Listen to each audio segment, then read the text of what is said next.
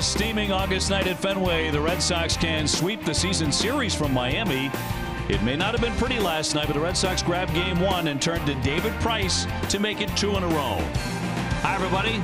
Thanks so much for joining us at Fenway tonight. I'm Dave O'Brien. My partner, Steve Lyons, Garen Austin in just a couple of moments as well. David Price on the mound tonight, and he's been excellent for a long time, but truly electric since the All-Star break. He's been pretty amazing. The numbers jump off the page. And when you think about it, they brought him here for the 2016 season to be the ace of this pitching staff, and right now he is every bit of that ace. I mean, the way he has his fastball command is unbelievable. His changeup has been devastating. He's virtually unhittable when he hits his spots, and that's all he's doing is hitting his spot time and time again. Now you look at what he has done now over his last 18 starts. The Red Sox are, what, 16-2. Just ridiculous. 4-0 since the All-Star break with an ERA of 1.09. That's the second lowest in the American League. It's the third lowest in Major League Baseball. The right man on the mound here tonight for the Red Sox, who are trying to bolster their lead over the Yankees to 7.5 games and about to take to the road again. So this is the end of the homestand with Price on the hill trying to get to 7.5 over the Yankees. Game number 2, Red Sox and the Marlins, coming your way in just a moment.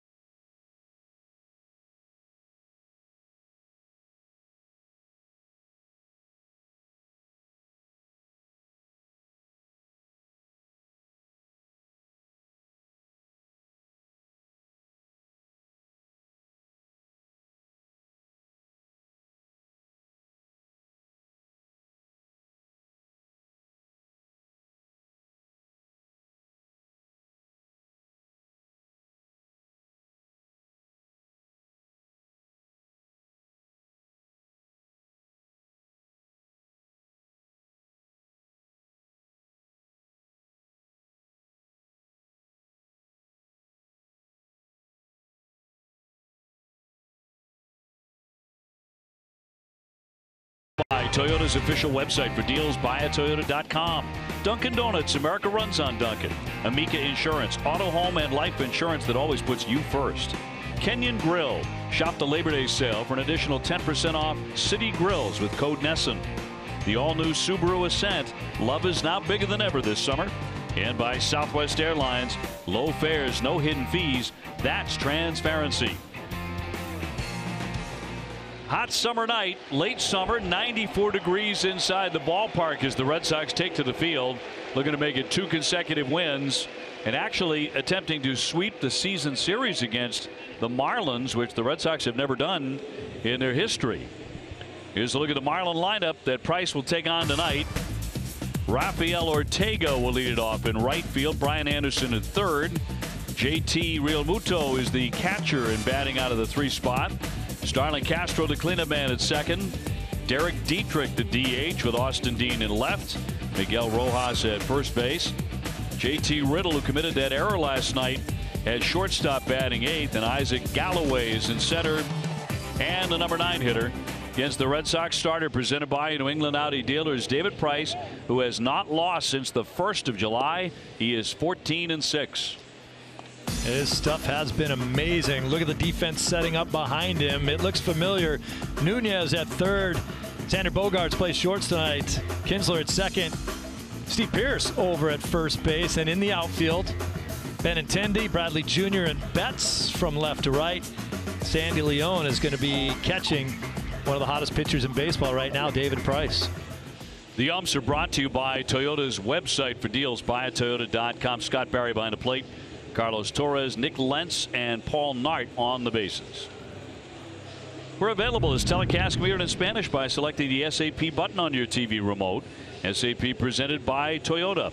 Visit compra2toyota.com to see Toyota deals not seen on TV. Right now 92 degrees, partly cloudy skies. It's been a hot one last couple of nights. Very, very warm. We are headed to Chicago and then Atlanta, at least the Chicago leg. It's supposed to be considerably cooler than here. When we come back, it's going to be the early days of September. It was toasty warm earlier, but it's kind of easing into a nice night now. And Price ready to go, taking on Ortega. A slightly earlier start by about a half hour from last night. Both teams are traveling after the ball game. Marlins are headed home. And a 1-0 from the left-hander. Well, you better swing at that pitch right there, because that's going to be the best one you're going to see all night from David Price. The way his command has been lately. And a 1-1 ground ball to Kinsler. One up and one down. What a wild one last night. The Red Sox able to win it in the end on a throwing error. Red Sox bullpen had all sorts of issues. Craig Kimbrell, who's been scuffling by his own admission, a 5.56 ERA in the month of August. He's walked 9 men. He was asked after the ball game, has the bullpen been spotty? And he said it has been. There's no denying that. He said we can all see it, but the Red Sox have been able to step up and keep on winning through it. But he said going forward they have to figure that out. He believes, he's very confident that they will figure it out. But last night, here's how it ended. Watching Nunez hustle down the line, not necessarily because he thinks he's going to get a base hit, just trying to make sure that they don't double him off. Here comes Steve or JD in to score right there, but that was excellent hustle down the line by Nunez. Forced a bad throw. Swung on and missed. Well, it was a bad throw. It was an 80-foot throw, and Riddle said after the game it's an easy play. You step on the bag, you throw it 90 feet. He said I threw it 80. He didn't give anyone else any other credit, but I think Nunez speeding up that line had at least a little something to do with it. Speed always makes an infielder hurry what he has to do. That's going to be in there for strike 3. He sits down Anderson. 2 fast outs here in the first inning. Watch the pinpoint control, outer half on the black, nasty. Anderson knew it as soon as he didn't swing at it.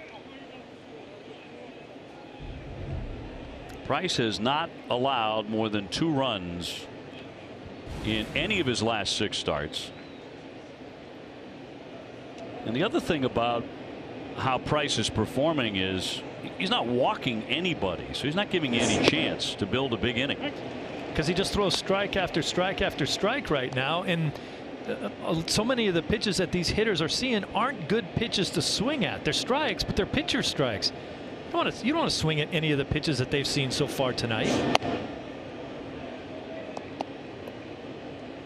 And one final thought on what Craig Kimbrell was saying, because he really stepped up and made some very intelligent comments after the game, moving forward and toward October, about what the Red Sox need to improve on. He said, this is the team we are going to make a run with.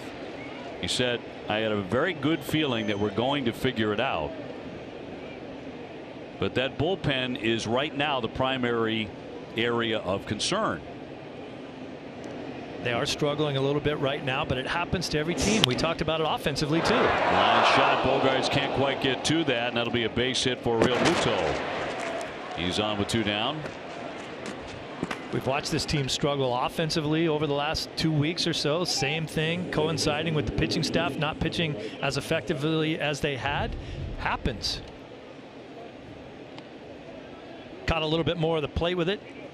Realmuto right there. Bogey just off the fingertips. He tried to get up as high as he could. Starlin Castro to step in, 284 with 11 home runs. Castro with a blast last night in that 8th inning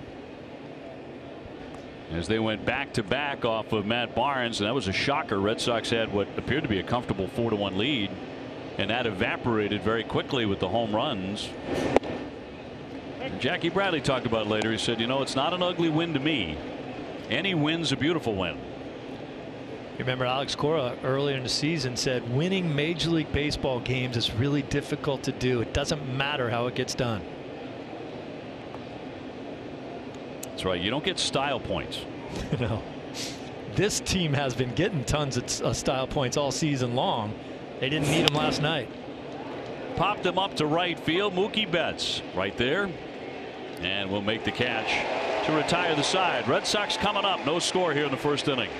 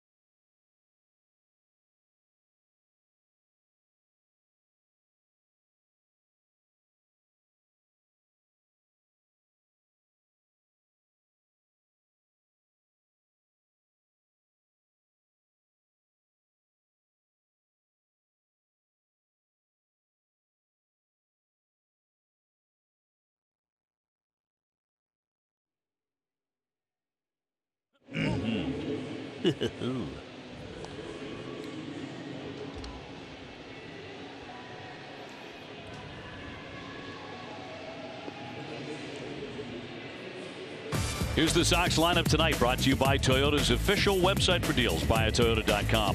Mookie Betts hitting .336 will lead it off. Then it's Andrew Benintendi. Steve Pearce is at first. JD Martinez, .338, number 1 in the majors, the DH. Xander Bogaerts at short. Eduardo Nunez at third. Ian Kinsler at second. He looks like he's heating up. Sandy Leon doing the catching, and Jackie Bradley in center field against the right-hander Trevor Richards, 3-7. He's a rookie, a .423 ERA. Red Sox have already faced him once this season and beat him. That was in Miami. In fact, he made his major league debut against the Red Sox back in April. And Mookie Betts to lead things off. You were down on the field with Mookie before the game. Yeah, Mookie received the Heart and Hustle Award from the Alumni Association. It's kind of a prestigious award to get if you're a player. Knocks that one to right on the move. Ortega backing up. He's got it. One away. All right, let's check in on the Marlins defense tonight. Around the infield, Anderson, Rojas, Castro. And there's a couple Rojas's there. Rojas is actually at first base tonight. Around the outfield, Dean's in left, Galloway in center, Ortega in right. And here's your battery. Realmuto was playing first base last night, catching tonight. We'll catch Richards. One gone for Andrew Benintendi, 1 for 5 with a double last night. Red Sox have twice in recent weeks dramatically avoided a 4-game losing streak. Still the only team in the majors who have not lost 4 in a row. Probably should give JT Riddle his due. He is actually a shortstop in tonight's game. Rojas isn't playing everywhere. That would really be a story. Cross for a strike. Pierce on deck. Richards 25 years old, 6'2", about 190. Kind of a great success story, signed out of the Independent Frontier League. And he will put away Benintendi, a swing and a miss. He got him with the changeup, and that certainly is his money pitch. Throws that changeup about 35% of the time. Look at the action on that thing, down and away from Benny. That's a tough pitch to hit, as you mentioned, easily his best pitch. He gets a ton of ground balls.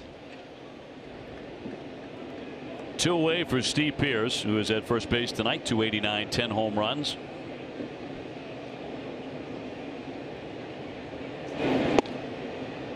Ballpark filling up, not quite full yet with the earlier start here this evening, but getting there. Tried to hold up, did he? No, he did not. It's a swing and a miss. You know, for people that don't follow the independent league baseball, and I wouldn't expect you to, there's Steve Pearce, couldn't hold up right there. You know, if you're playing in indie league baseball in the Frontier League, you're not going to the big leagues. You've probably already had your chance. People looked over you. Into strike 3. Back-to-back Ks by Richards. Red Sox go in order.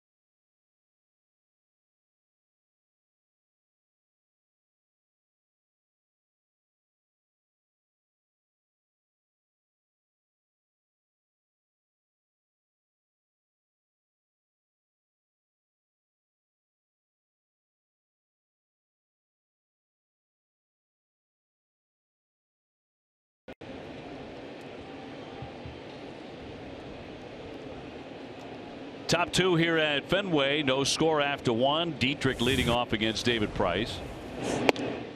Dietrich 267, 15 home runs. He was 0 for 4 last night.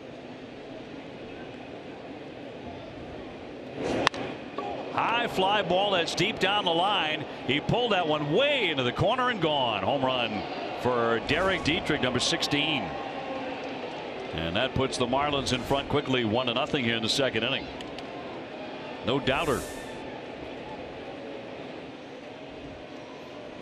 Well, certainly you got to look to be aggressive if you're a Marlins hitter, because David is filling up the strike zone with strikes. This is a changeup that just stays up for him a little bit. Not the great action that we've seen out of the changeup from David Price since the All-Star break. Dietrich's all over it.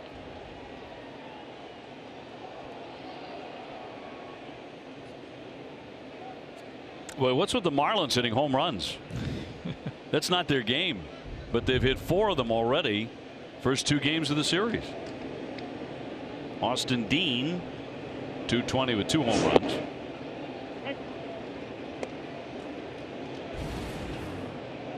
Last weekend he had a 3-hit game against the Yankees.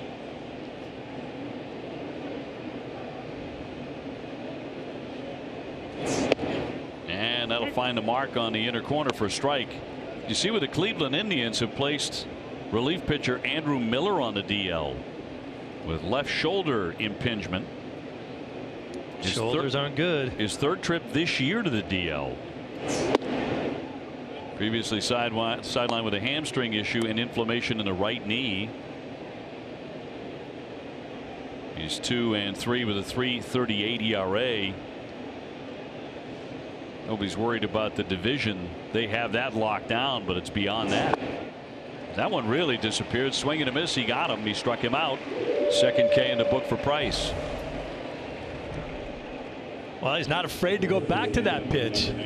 Look at that. Now that's some late action on the changeup. It's the pitch he was hoping to throw to Dietrich. You see the action off the end of that little finger. Just turning it over a little bit, getting the reverse spin on that ball, and it fades away. Amica Insurance, great service, great coverage, a great price for auto, home, and life insurance. And we'll send up Miguel Rojas, the first baseman. Batting .256 with 10 home runs. 1-0 Miami.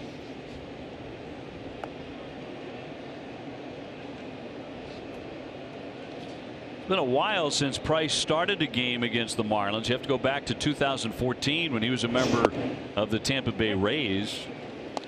Struck out 11 in that start.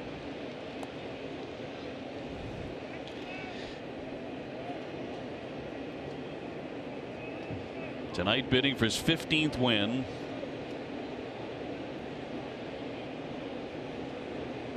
And Rojas will not connect on that one. 1-2. A steady diet of changeups early. Aaron Judge said yesterday that he may be able to return to action with the Yankees before that chip fracture in his right wrist is fully healed. He said, that's what I've heard. It's okay to play with that as he doesn't need surgery. He said, I can play with it before it actually fully heals. It's just getting that pain down to 0. Which won't happen. Pain will be there if it's not healed. He'll have to deal with that. Hit by a pitch on July 26th, so it's been a while. Swelling has gone down, but he hasn't passed the test they want him to pass, and he's not swinging a bat against pitching. So we shall see. Yankees are taking on the White Sox again tonight. Game that'll begin in about another 15 minutes. Red Sox up by 6.5. Here's the 2-2. To his right, Pierce will take it himself. He will outrace Rojas for out number 2. And he'll send up Riddle. Hey, you want a head start on your Boston sports news every day? Subscribe to NESN.com's daily email newsletter, The Lead. Start your morning with the latest headlines in New England sports. Go to NESN.com/newsletter to subscribe today. Riddle 225, 8 home runs. He's driven in 30. He threw away that potential double play ball in the 9th inning to give the Red Sox the 8-7 win, charged with an error.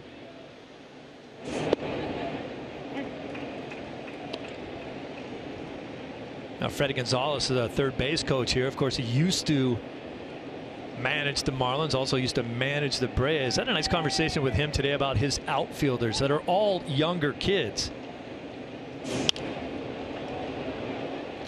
Popped up, Bogart's out to left. And we'll take it. So after the home run, Price gets the next 3, but 1-0 Miami.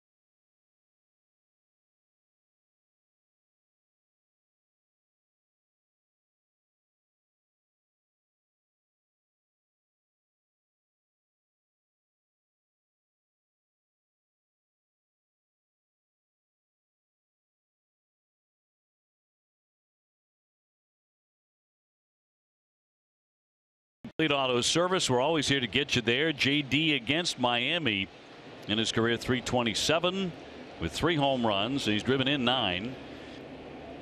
He will lead off the second inning, 1-0. The Marlins have the lead. Bogart's on deck. JD, of course, the son of Miami. 2 for 4 last night to run his hitting streak to 7 in a row. Closing in on 100 runs. He scored 98. He knocks himself in a lot.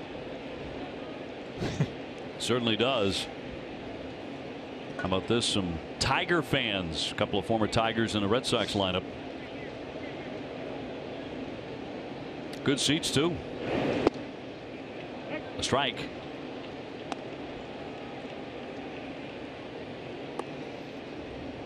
JD last night recording his 3rd consecutive multi-hit game. It's been locked in pretty good.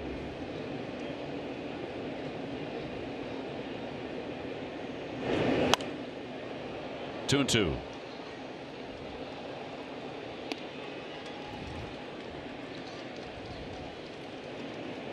Leading the major leagues in batting average, hits, slugging percentage, RBIs, extra base hits, and total bases.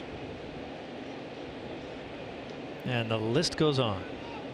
There actually are more. Here's the 2-2. And a full count. I was setting you up for the rest of it.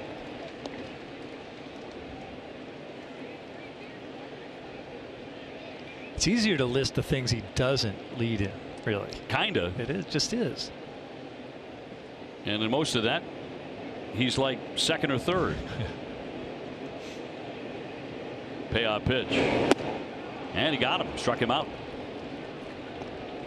He's not going to blow you away with that fastball. It's 91-92, but he has 3 consecutive Ks here.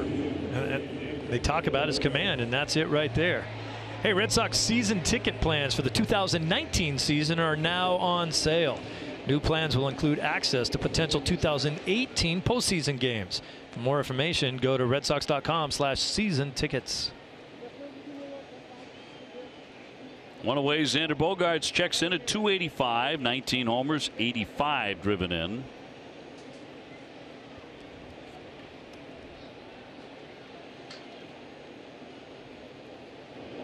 One nothing Miami.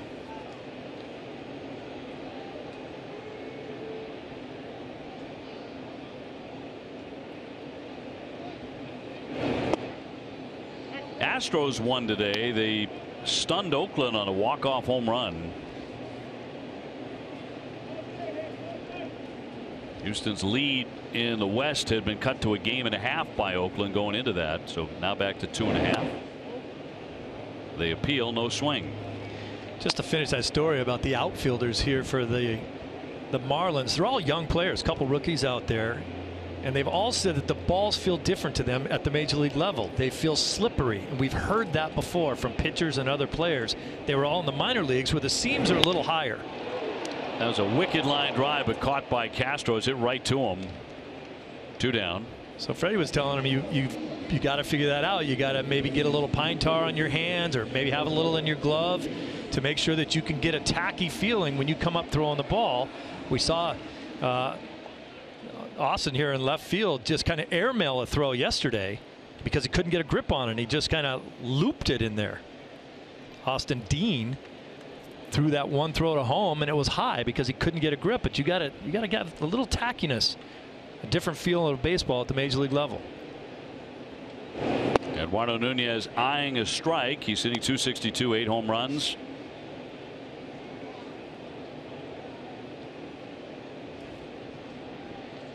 And playing just about every day at third base. 6-game hitting streak for Nunez.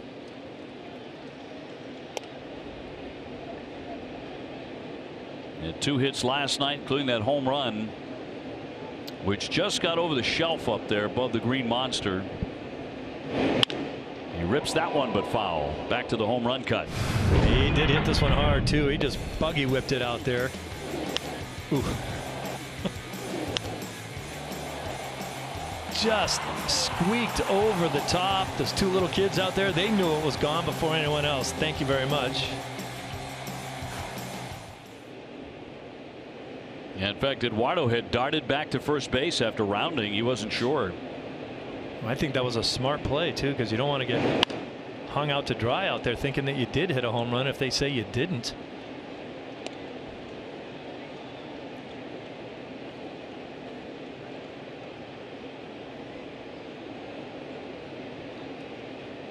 Ian Kinsler on deck. 2 down, bases are clear. Try to go inside again. 2-2. Nunez has seen Richards in the appearance back in April and got double off him. Went 1 for 2. Red Sox saw this kid at the beginning of the year in Miami, and they hit him pretty hard. They beat him 7-3. He allowed 8 hits, 5 earned runs in 4 1/3, including a home run. Hanley Ramirez hit that home run.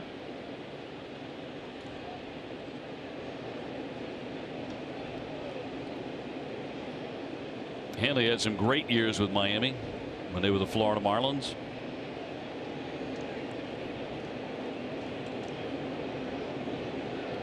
Two.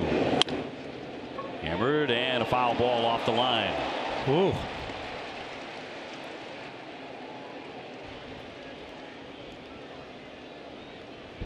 Not sure Nauert was 100% sure what he wanted to call on this play. I don't know if we'll get a shot of him making the call. He took a long look, and then he finally said that's a foul ball.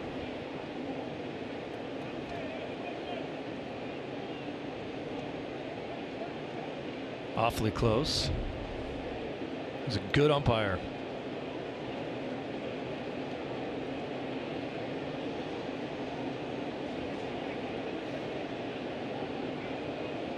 So Nunez back in 2-2 with 2 down.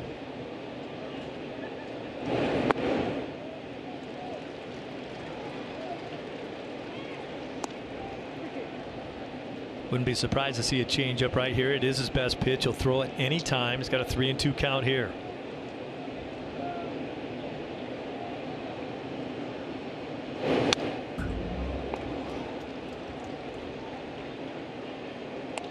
Richards last year was the Marlins minor league pitcher of the year. He posted a 2.48 ERA in the minors.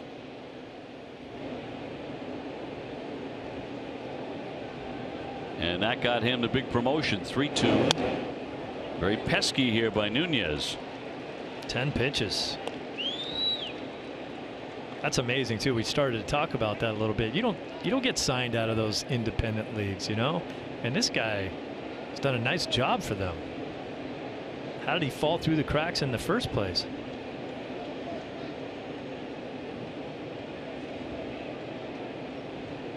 Fastball away, 4-seam.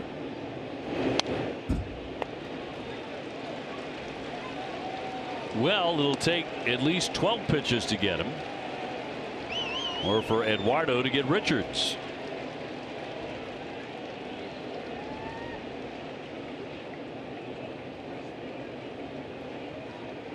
The 25-year-old throws a lot of strikes. He's at 72% right now. And the 3-2. High fly ball down the left field line. Into the corner. Gone.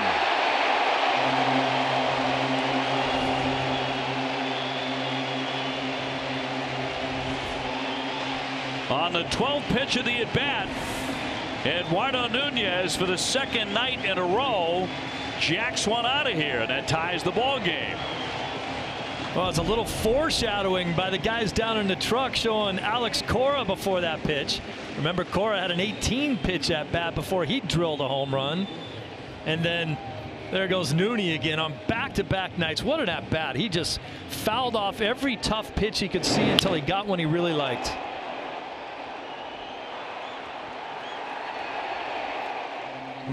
Cora says, I've done that before. As you mentioned, a little bit longer. Yeah, I think it was 18 pitches, wasn't it? Was. I had to call it that home run on ESPN. No way. Oh, yeah. off of Matt Clement. Line drive into right field and into the glove of Ortega. And that will retire the side, but Nunez strikes and we are even at 1.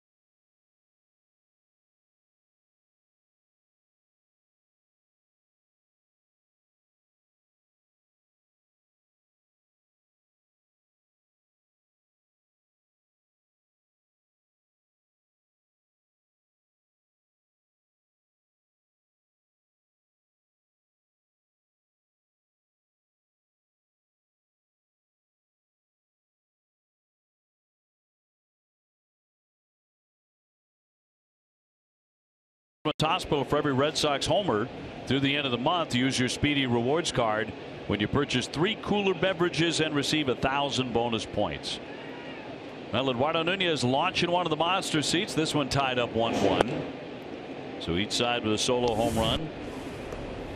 Galloway leading it off here, the number 9 man against Price, and then the top of the order Ortega.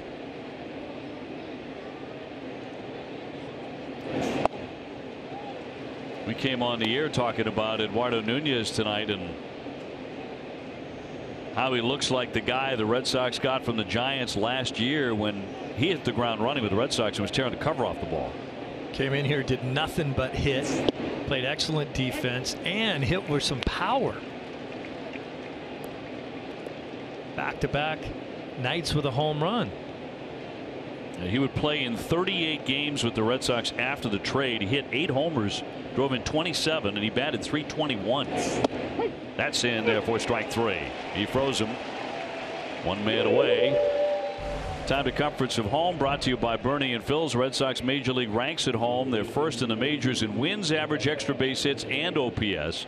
And right now during Bernie and Phil's Labor Day event, you choose your savings from one of 3 great offers. We'd like to extend a very warm welcome to the great folks, Bernie and Phil's team, who are here enjoying the game at Fenway Park tonight. Thanks for being here, everybody. Great to see you. Braving the heat. I do see a couple of beverages there, though. I think that's the way to go. Yeah. Wow. It's the smart call. Hanging out in the Nesson booth there, having a good time. Ortega is 0 for 1. He has grounded out to second. High chop. Price going back on it. He's got it over the shoulder. Guns the throw that skips on past Pierce, but it does not get inside the dugout. So Ortega will probably be on with a base hit here. David made such a nice athletic play to go back there and get it, but the angle for him to try to turn and make a decent throw to first base was almost impossible. He's got to come back and throw it the opposite direction. As soon as he threw it, he was like laughing at himself, thinking, there's no way I'm going to do this. So base hit for Ortega with 1 away. Sends up Brian Anderson. Red Sox are headed for Chicago. It's supposed to be a good bit cooler there when the Red Sox land. And through that 4-game series coming up, Steve will be alongside for all of those games and then on to Atlanta, where it will not be so cool. Will not be cooler than here. Not by a long shot, but Rick Porcello gets the nod in game 1 on Thursday. Eovaldi on Friday. Eduardo Rodriguez making his return to the rotation on Saturday, and then Brian Johnson on Sunday. And 4 days in the great city of Chicago.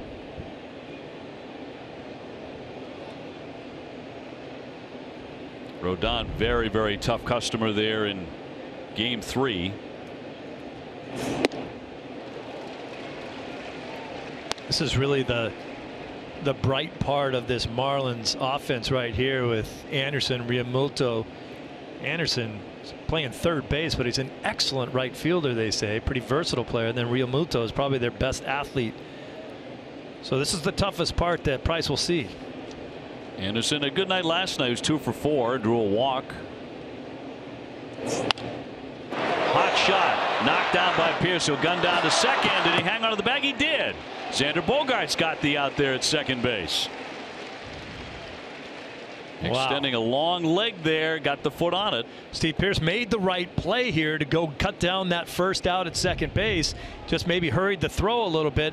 Let's see the footwork of Xander. Oh, hard to see, but it looked to me like he just drugged that foot across the bag. That's an amazing play. He was looking for that ball to be inside the base, not outside. Did he tap it? They thought about appealing it, and Don Mattingly decided not to do it. That's a heck of a play. Oh, you know, ideally Xander Bogaerts is looking for that throw to be on the inside of the base, so you clear away from any potential, you know, the ball hitting the runner or anything like that. And that ball tailed on him, went to the other side of the base, and Xander was amazing keeping his foot on the bag. 2 down. Anderson becomes the runner at first base. Realmuto singled his first time up. Tied up 1-1 in the 3rd.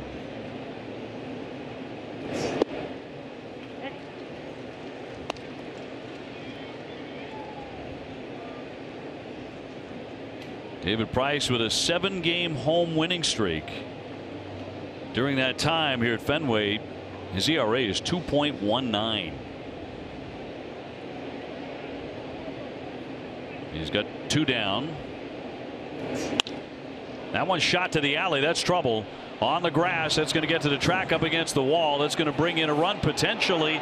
Here comes the run trying to score. Here's the throw home, and Anderson slides in safe. On a double by Realmuto. That'll make it 2-1. Well, the Red Sox did a great job of setting up this relay for a chance at a play at the plate. And I think Bogey tried to hustle just a little bit too much. I think he bobbled just a little on this transfer. Watch Bogaerts when he gets the ball. You see Jackie going out there. They're all lining up to make sure they're headed straight towards home. And just a little bobble by Bogey right there gave him a chance to score. Watch him right here. Reached in, didn't get it, had to go back in there and get it, and that gave it just enough time for the run to score. Anderson sliding across, so that'll make it 2-1. Realmuto down to second and sends up Castro 0 for 1 with a fly to right. Realmuto 27 doubles. He's had a solid offensive year, and that'll be ball 1 on Castro. Hit his career high 17th home run in last night's ball game. Now, to your point, this is the part of the order pretty much that's going to give you trouble. Where if they're going to do damage, this is where it's coming from.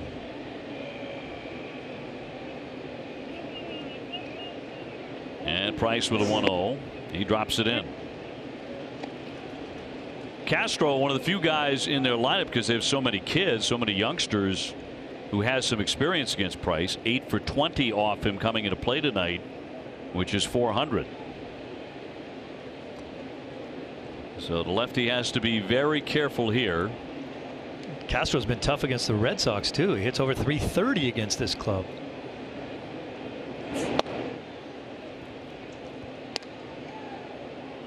Dietrich on deck. He homered in the second inning.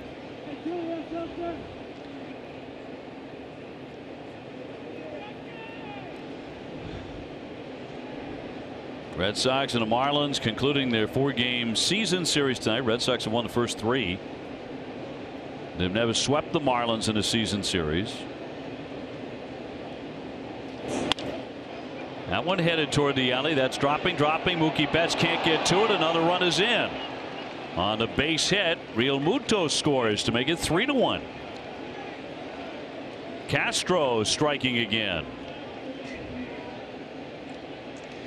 Mookie got to the ground on this one very quickly, but it didn't matter. You do anything you can to catch this ball because you know you have Jackie backing you up.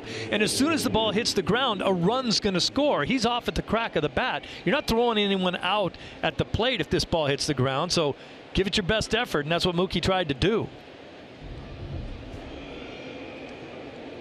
So the Marlins with a couple of runs in the inning on 3 hits off of David Price. They'll send up Derek Dietrich, who crushed a home run in the second inning down the right field line. Number 16.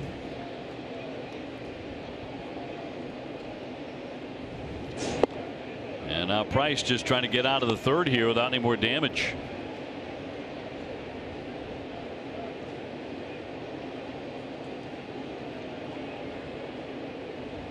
Dietrich 0 for 4 last night, but that broke an 8-game hitting streak. So he has been swinging it, and that's going to drill him. He gets hit on the arm and in some pain as he begins to walk up the first base line. That'll put runners at first and second. That's clearly not where David Price was going with that pitch, and Dana's going to come out and talk with him. Look at down and away is the location of that pitch, and that thing was missed by 4 feet. Up and in. He's got that guard on his elbow, but it didn't hit his elbow.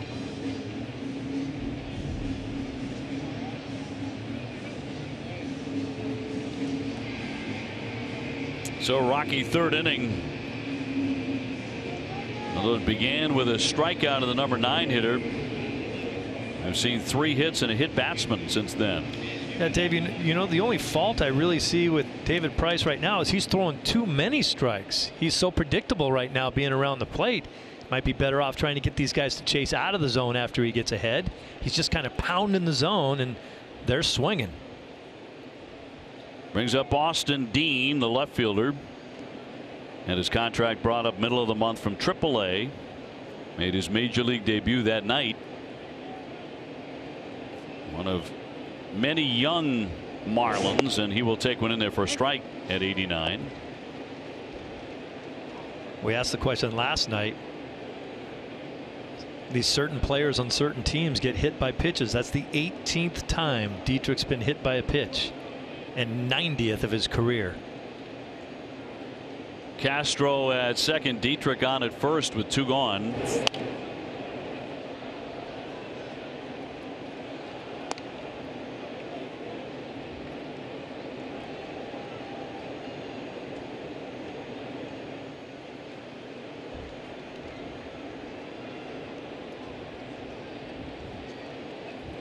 Let's see if David changes his MO a little bit. Maybe get someone to go outside the zone on the 0-2 count.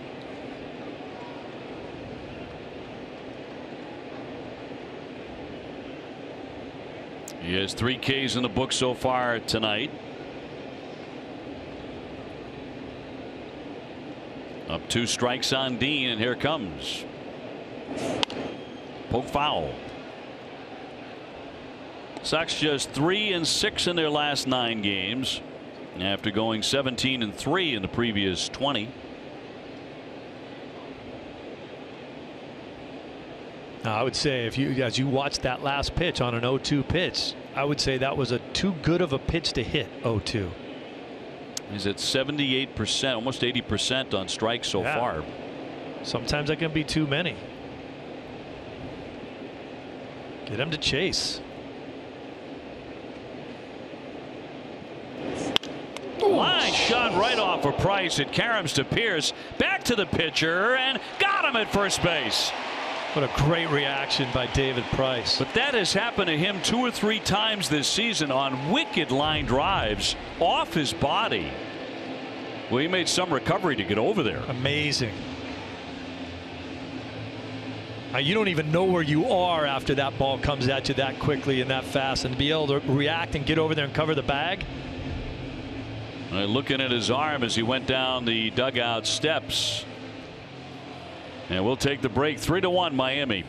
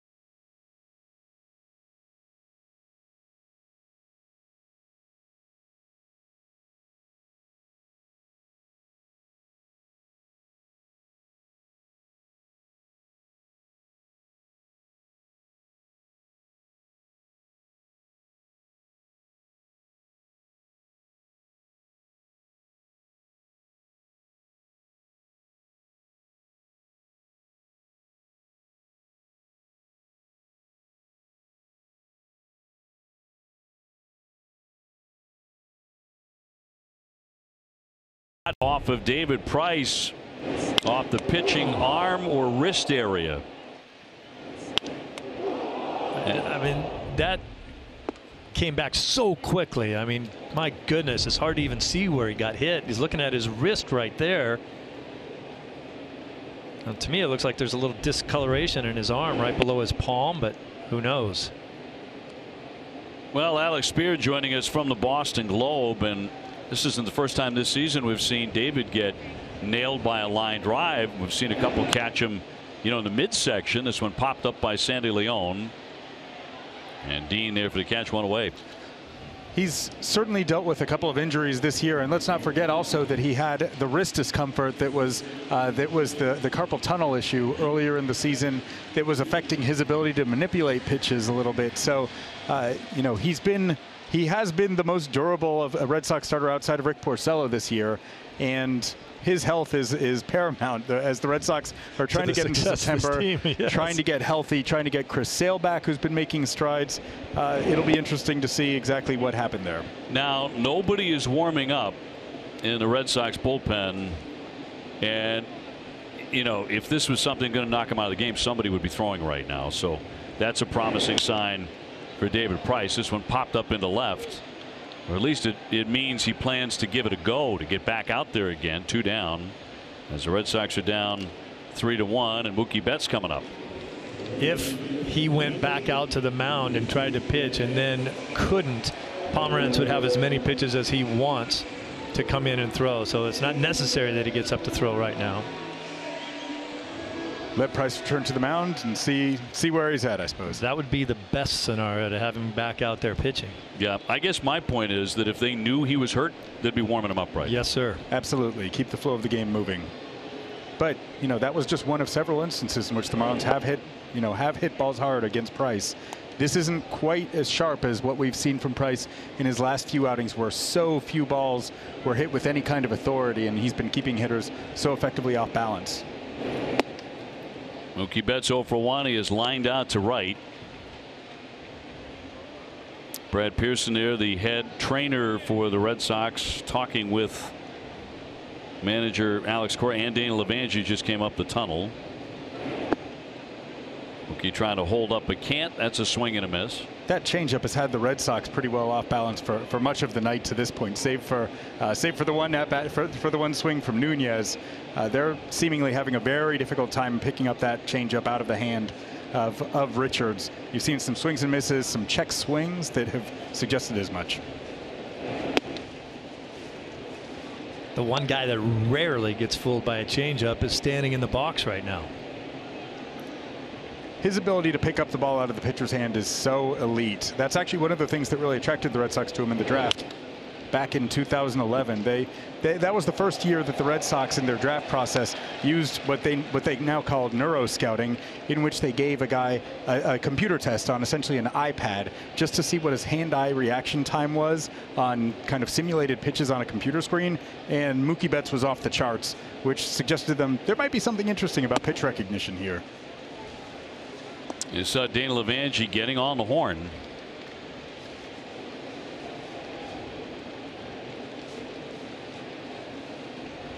So we shall see.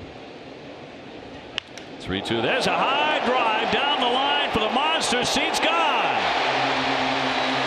Mookie Betts crushing number 28. And the Red Sox have hit their second tonight off of Richards. His first since the 9th of August. Well, what do you do if you're a pitcher and your best pitch is a changeup, but you know the guy standing at the plate can adjust to that as well as anybody in the game? You try to throw him something else. Fastball didn't work. Man, he can get on top of a fastball, can he? And Betts' ability to make adjustments over the course of the game is so spectacular. You see it the first time through the order, he's usually kind of taking stock of a pitcher's arsenal. Second and third time through, he is unmatched in terms of the impact that he makes against starting pitchers. That's part of the reason why the Rays used the opener against the Red Sox, because they want to diminish the number of times that a starting pitcher is going to face him. Pop foul, back at a play by Benintendi. Meanwhile, in the Red Sox bullpen, Hector Velasquez has begun to warm. So the indication that Price is not going to be able to come back after that wicked line drive. He's come back from other ones that have caught the body, but you're talking about the pitching wrist or that area right under the wrist, whatever it was. The whole problem in the carpal tunnel stuff was that there was swelling around that same area, and that affected his ability to get extension on his wrist, which in turn diminished his ability to manipulate pitches and do what he wanted to with the ball. So that is something that, you know, the Red Sox would surely be mindful of. If he's not able to move his wrist in a normal pitcher way, then he's going to be significantly diminished and needs to get better. Little topper to Rojas, and Benintendi will be set down. That'll do it. But the Red Sox strike. Alex, thank you very much. Thanks, guys. Obviously, we'll follow this. Here comes Alex Cora. 3-2 Miami.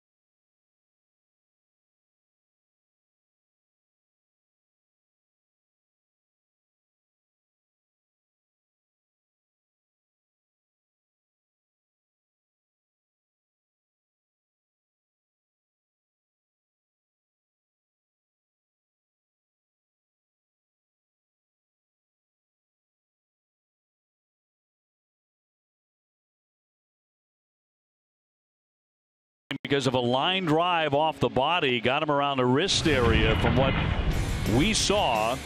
This wicked shot up the middle. And he was able somehow to recover and get that out at first base. That's tremendous. You know, it's easier said than done. I told you this before. My dad always used to say, make the play, then you can be hurt. But that's a hard thing to do. You know, David's been hit by a few of those balls. And like Derek Lowe used to get hit all the time on balls coming back up the middle. But that was because he was in bad position. Nobody gets out of the way of that ball that was hit at David Price right there. That was a bullet that you can't get out of the way fast enough. So we don't know details. We're not going to speculate. We're going to hopefully find out information on the extent of that injury. But we know he's out of the game, and we know as of this moment the Red Sox are without David Price and Chris Sale. And when David Price has been pretty darn near the best pitcher in the game since the All-Star break. So Hector Velasquez will get as many warm-up tosses as required. He had just started warming up before we went to the inning break. And a right-hander takes over in a 3-2 game. Miami up a run, about to begin the fourth inning here in the finale of the series. Hector's last two outings, both as a starter against Tampa Bay, both here and down there. His last relief appearance was on the 15th against Philadelphia. As a reliever, he's 5-0 with a 2.58 ERA. Time now for our social stretch, which is brought to you by Ram. Here's Casey. Okay, minor league bat dogs are all the rage. A player gets a hit or a walk, the dog comes out, retrieves the bat. Johnny Santos, he's one of the Greensboro Grasshoppers. He thought that he drew a walk, so he put the bat down. The pitch was actually a strike, so he had to continue the at-bat. But hey, he dropped the bat, so Miss Lulu Gehrig, who you're seeing on the screen, the bat dog, ran out to get it. Full video on my Twitter. But come on, don't put the bat down until you're ready for Lulu to take it. That's the Ram Social Drive. Yes, that's the rule. Lulu knows what Lulu's doing. Thanks, Casey. Appreciate it very much. 3-2 here as we go to the fourth inning. And some early fireworks in this one. Dietrich with a home run in the second inning. And for the Sox tonight, Nunez and Betts have already gone deep. Something the Red Sox did not want to see in tonight's ball game, especially with Price on the mound. You figured he would get deep into a ball game. They did not want to get into this bullpen after going deep into that bullpen last night. You know, Dave, one of the luxuries of having a guy like Velasquez around who is a long man. There's a lot of teams that aren't even carrying a long man in their bullpen anymore.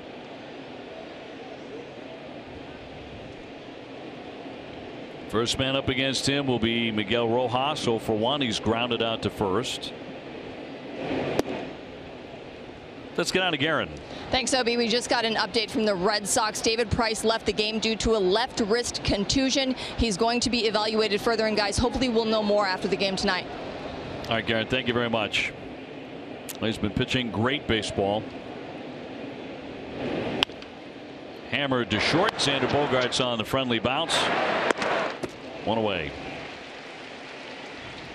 It's Winning Wednesday, and if the Red Sox win, Plain Ridge Park Casino will donate $777 to the Relay for Life of North Attleboro.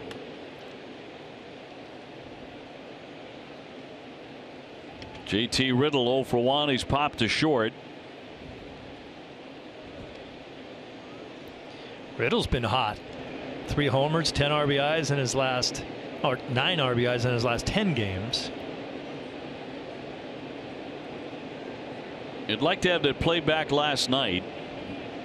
Yes, he would. It's one thing to make an error. It's another thing when you throw one away in the bottom of the ninth and cost your team a chance. But he'll single here the other way.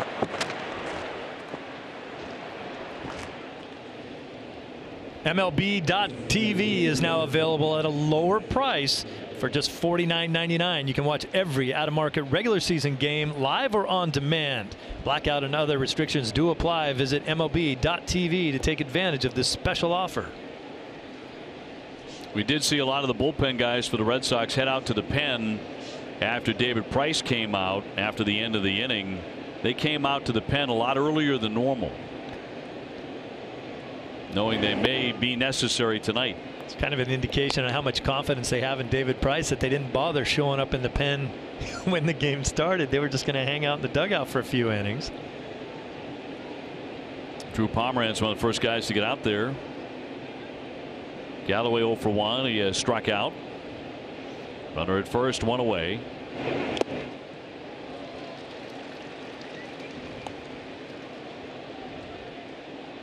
You talked about Galloway last night being 10 years in the minor leagues. They say he certainly appreciates being here, maybe a little bit more than the normal kid does. He's a very respectful guy. He's a great teammate. They love him on this team. Well, it's a great story. Whenever you see this, runner goes. Here's the throw down, the tag, and he is out. Got him. I'll tell you what, Nick Lentz, the umpire, took a long look at this one. Great combination of a very quick release from Sandy Leon and an outstanding snap tag by Ian Kinsler. Watch the tag. Boom, quick as you can get it there. I think he was looking to see if he tagged him on the first swipe. Does he get him when he swipes by the first time? He did not. And then he came back.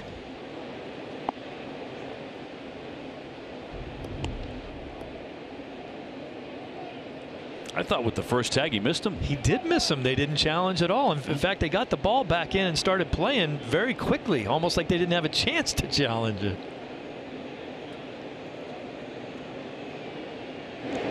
A 3-1 in there for a strike. In the old days, Dave, that was it. Swipe through there, you're out. Ball beats you, you swipe through, take a hike. That was like an old school play right there. Kinsler tagged him so quickly he missed him. Now maybe he got him across the fingernail. Cut on and missed. He put him away. So Velasquez faces only 3 men.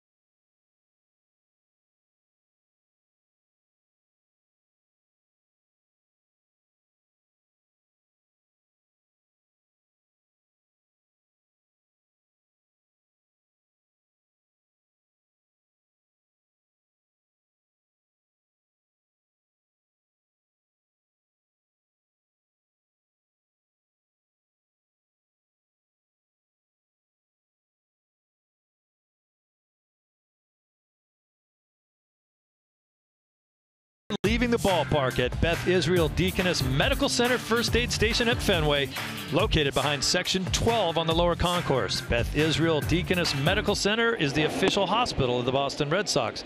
Visit bidmc.org. Red Sox trailing by a run as we go to the bottom half of the 4th inning. It's a mouthful. Well handled. Pierce struck out in the 1st inning. He'll be followed by Martinez and then Bogarts. Still rather surprised that Don Mattingly did not challenge that play at second base. You know, Kinsler may well have gotten him, but it was so close. Surprised that the manager of the Marlins did not challenge, and he does have a challenge. Yeah, they It did seem like they got the ball back to the pitcher and they started playing pretty quickly, but you can stand up there and say, wait a minute, we're going to look at this. Well, the base stealer, Riddle, left the base immediately as if, well, I know I'm out. So that was interesting.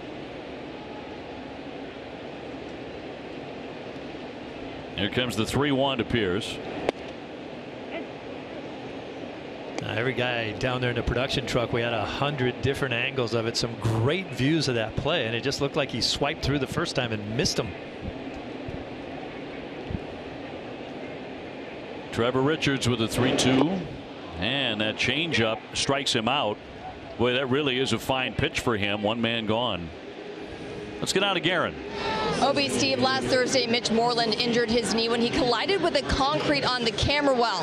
Now, Moreland missed 2 games and said he wasn't super happy about the concrete, and said in a roundabout way he'd exchanged some text messages and had some conversations about what they could do to prevent this from happening in the future. Sure enough, guys, when the team returned from the road trip, there is now very thick green padding down here on the camera well. Now, it's not going to stop a player from joining us down here, but this certainly should protect from future injuries. Guys? By the way, it looks like it's been there forever. Yeah, I didn't even. You know? Yeah, it looks great. Which reminds me of, you know, the padding out there in center field, which was only after Freddie Lynn went crashing into it many times. I was actually having that conversation with Jim Rice earlier in the dugout before the game. He was telling me about that, how everything out there's changed. Looks uniform. Line shot caught by Castro, and so Martinez is out for the second time. And while Guerin's trying to get out of the way of a foul ball, she'll never bump her head and get hurt down there. Well, that's right. That's good. Camberwell's been the focus of some stuff lately. 2 up, 2 down. Bogart's next. Xander has also lined to second. Red Sox have just 2 hits so far, and they are both home runs. Nunez and Betts. Mookie with number 28.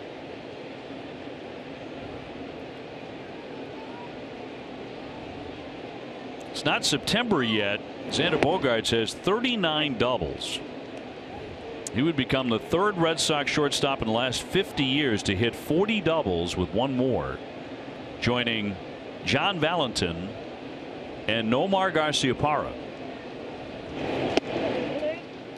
Valentin was a doubles machine, and Nomar had the doubles and the home runs. It was just a machine. Yeah. Nomar twice had 50. In 2000 he had 51. 2002 56 doubles. Drove in 120 runs that year. Man, could he hit. And he did not wait around. No, he swung at the first pitch every time. Nomar would be perfect for the Red Sox of today with his hitting style. He was pretty perfect for the Red Sox back then too. Yes. Fit in ideally with the philosophy the Red Sox have of attack early. If it's there, swing the bat early, do damage right away.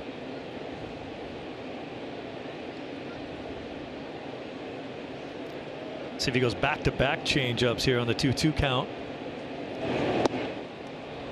Yep.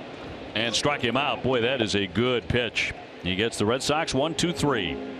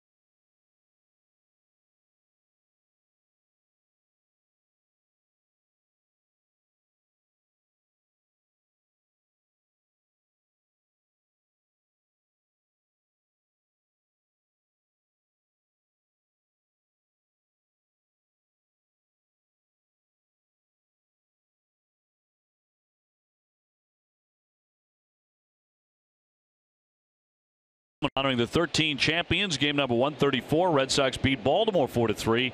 Dustin Pedroia drove in 2. Stephen Drew scored twice.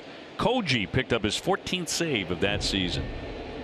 Every time I say Koji, I smile. Remembering that remarkable season for Koji Uehara. Throwing 87, 88 miles an hour, and guys would screw themselves into the ground trying to hit it, and they couldn't touch him. All the way to a World Series. Shot knocked down by Pierce. Can he find it in time? He'll throw to first. Nicely done. Whew. Velasquez got there for out number 1.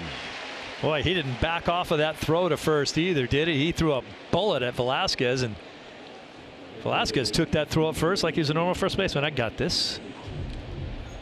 Steve Pierce right here. The last thing you want to do is panic here. He knows he has some time, but he's got to firm this over there. Velasquez perfectly timed. It's a nice play. Hector's a good athlete too. Yes, he is. Former outfielder. Used to swing the bat. One man away. Brian Anderson struck out, reached on a fielder's choice, and came in to score in the 3rd inning. When they put together 3 hits, scored 2 more runs. How about the fundies on the PFPs from the pitchers for the Red Sox tonight? Excellent. Couple plays that they had to get over quickly on and did it perfectly.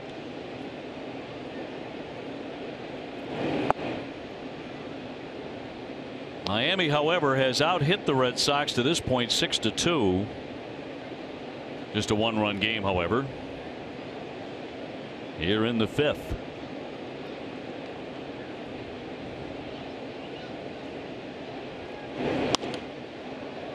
One and 1.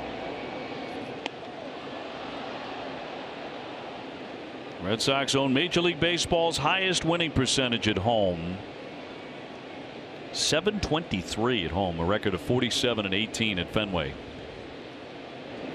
Trying to make it 2 for 2 in this very quick homestand against Miami. Oh, that hits him. That got away. I guess it did. You know, you made the point last night. We've seen several guys get hit by pitches in these first 2 games that, obviously, given how hot it is, the ball's slipping. Yeah, I mean, if you get a close-up of a lot of these guys, they've got sweat running all the way down their arm. It's just beating up on them. It's got to be all over their fingers. Look, he's going to the rosin bag now. Velasquez is out there to try to sop up some of the moisture, but look at how glistening his arm is. You can just see the sweat all over him. You know that's running down. Hard to stay dry. Anderson on, a hit batsman, the 2nd of the night. Real Muto has had a good night with a single and a double. He is 2 for 2 and hitting .288.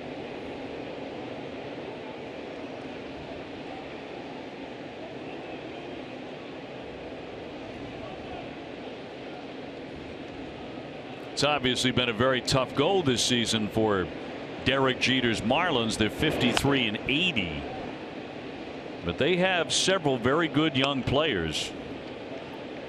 A guy throwing last night 101 miles an hour. If he just knew where it was going. That was the issue with Guerrero. And this kid here too, he's probably one of their best players. If you look up his numbers as far as National League catches are concerned, he's at the top of a lot of the lists here. So he's one of their better players, and got some guys to build around. Might be a little while. Yeah, might take a little while. 0-2 down into the dirt. They are used to rebuilding in South Florida. But as you said, 2 world championships to their credit in a very short period of time as an organization. I remember when the Marlins won in 1997. They won the first of those 2 titles. It was a real shock to that area that they won as quickly as they did. It only took 5 years from birth to world champion. Well, they did some smart stuff there. Of course, they drafted well. They had high picks. They got good young talent, and then made some great moves and additions at the deadline and as far as free agent signings. They went out and got some guys that were veteran players that could play, and it was a great mix of veterans and kids that were good. Yep, that's exactly right. And then tore it all to pieces. and sold the franchise. 2-2 will not be made, and a dive back by Anderson. And you were down there, so you know this better than anybody, but wasn't that partly because even though they put a championship team together, they still nobody came to watch them play? Yeah, you know, first year they drew 3 million. After that, it was a lot tougher to draw, and even the championship year, they didn't get anywhere near that. And that's when Wayne Huizenga made that decision. Hey, if this is the way it's going to be, swing and a miss, strike 3 as Real Muto goes down hacking. I can't pay big money to big time players and have them come down here and not be able to support the club if nothing's coming back in. Right. So that call was made. Even though that team had a lot of players, key guys signed up to long-term agreeable contracts, they still blew the whole thing up. And the guy who had to do it was the guy who built it, which was Dave Dombrowski. Exactly. And I know it broke his heart to do that because he had a team that could have won a championship maybe 1 or 2 more times already in place. So. But the thing they did do is when they got rid of those big pieces, they got a lot of small prospects back, and they turn around and win again. And they did. Chopper fouled here by Castros, flied out and singled in a run. They had very different looking uniforms and even a different name back then as the Florida Marlins. One of the conditions of moving the ball club to the land they had available to build a new ballpark in downtown Miami was they had to rename them the Miami Marlins. I had that series when they played against the Cubs, and they kind of shocked the world beating the Cubs after they were down 3-1, and we all kind of looked at it. We looking at each other like, this is a better team than the Cubs, and no one will be surprised if they come back and win. And they did it against Pryor, Zambrano, and who's the third one I'm thinking? Wood. Those were the 3 starters that they beat. Kerry Wood. 0-2 on Castro. Maybe Steve Bartman had something to do with it. I was going to say, you were in the booth for that, right? Yeah. The Bartman played down the line on the topic of fans making plays. Yeah, that might be Steve Bartman right there. He's very happy about the snag he made. Bartman not quite so happy. Too bad, too. But the catch he did not make. Bounced up there and right through Sandy Leon to the backstop. That'll advance the runner Anderson down to second. Did that ball go through his legs or did it bounce up over Sandy? It's hard to block a ball that goes. Watch this bounce. Boink. Wow. How are you supposed to block that? 1-2. 3-2 Miami, 5th inning. And Velasquez trying to hold this runner at second.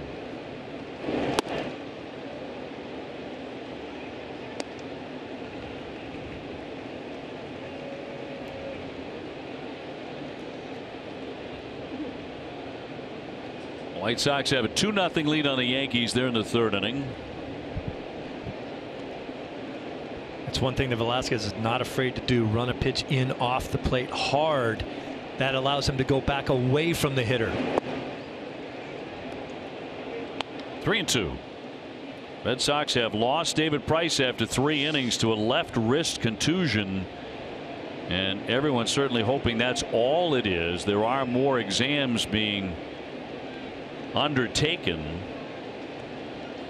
And I'm sure an X-ray part of that. Kind of holding your breath there. 3-2 and up the middle he goes. That'll be a base hit to center. Anderson rounding. He is going to score. An RBI single by Castro. That's his 2nd in the ball game. That'll make it 4-2 Miami. So that wild pitch was costly. Well, we talked about this earlier in the ball game. This part of the order, Realmuto and then Castro, guys that can really do some damage on you, and they're just pecking away.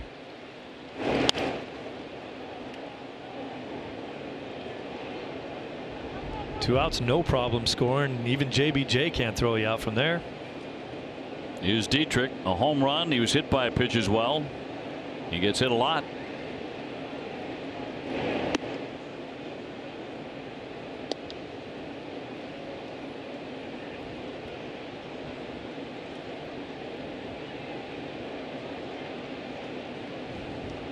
4 runs on 7 hits for Miami, 2 runs, just 2 hits for the Red Sox to this point.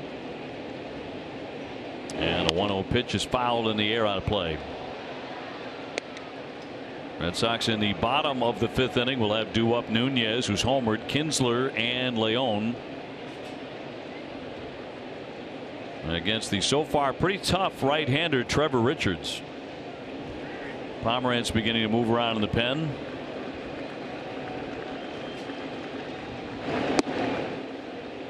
Richards came as advertised with an outstanding changeup. He's using it a lot. You got to think the Red Sox are going to start to put that in their memory bank and understand that they're going to see it quite often in that at bat. Start looking for it. A couple of seasons ago, he was playing in the independent league. Wow. Did you feel like as a hitter you could look for a changeup? You know, that's the one pitch where it's very hard to sit on, because if you don't get it and it happens to be a ball that's up and in, like if you're looking for a changeup and you see a fastball up and in, you can't get out of the way of it. You can sit on other pitches, but it's hard to sit on a changeup. He's gone to 3-1 on Dietrich.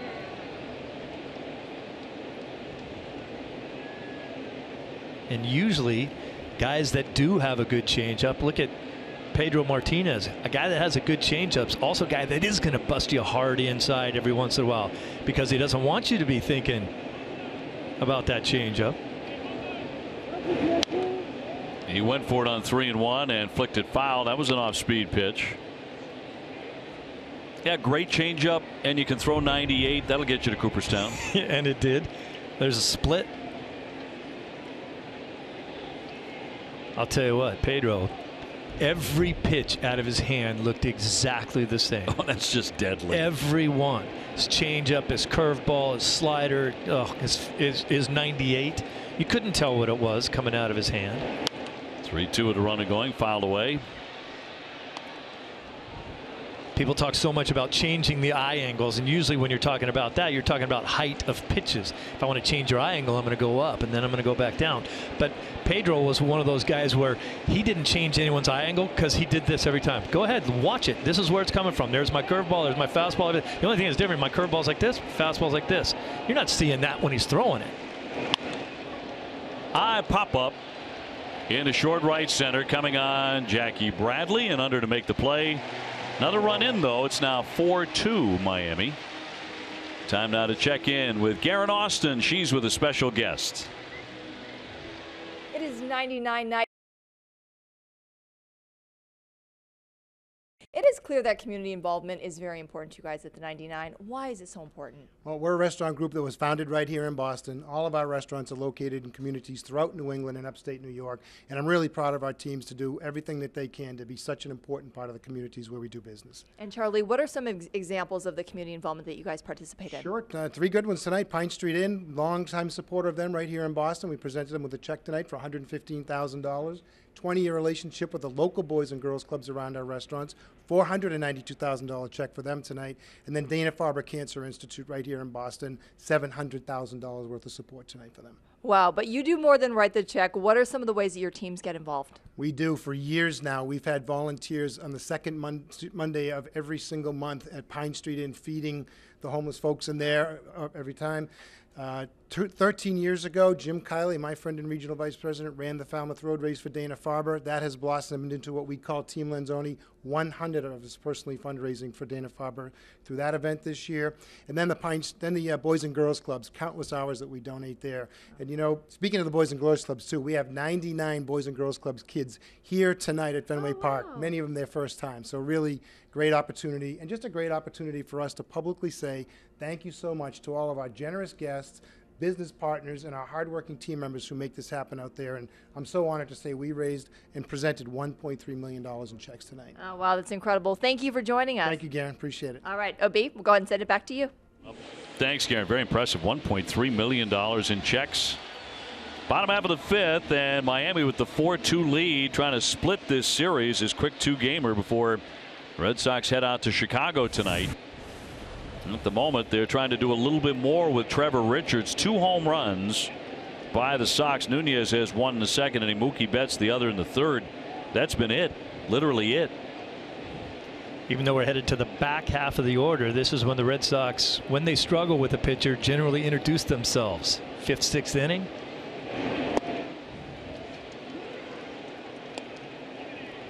Ninth home run of the season for Eduardo in the second. So he has a 7-game hit streak.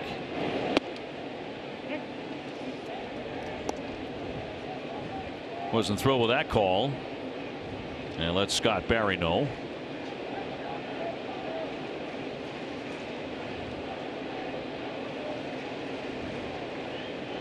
The 1-1 from Richards. I mentioned that Richards was their 2017 minor league pitcher of the year. Made his debut against the Sox in April. And the Red Sox hammered him pretty good. They got him for 8 hits and 5 earned over 4 1/3. But he got a big thrill 3 weeks after that when he squared off against the Dodger great Clayton Kershaw. And he struck out 10 Dodgers in Los Angeles. Wow. He allowed just 1 hit while he was in the ball game. The 3-1 fills up the count.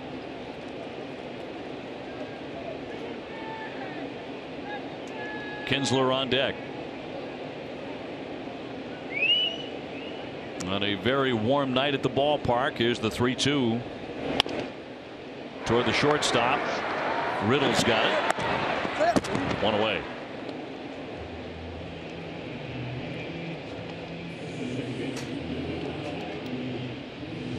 Ace Ticket has the best seats to all Red Sox games and concerts here at Fenway. The prices and service are better than you can imagine. Visit aceticket.com today. Ian Kinsler 0 for 1. He is lined out to right. There are indications that his bat is coming back to life. He singled twice last night.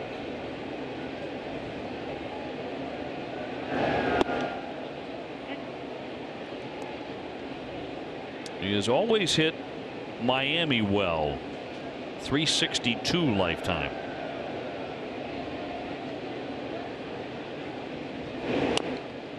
Little dribbler here swinging by. It's going to roll foul. And 0-2 on Kinsler.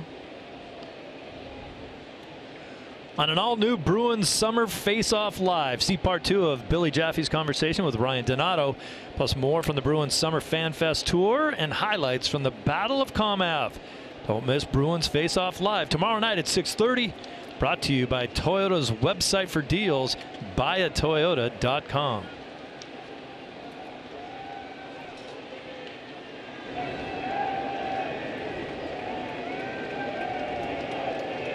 The 0-2 to the Red Sox second baseman. On the infield, caught by Riddle. 2 fast outs.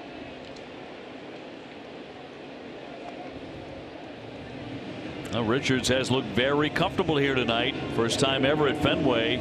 25-year-old out of Illinois. And aside from the solo home runs, he hasn't done anything wrong. Nope.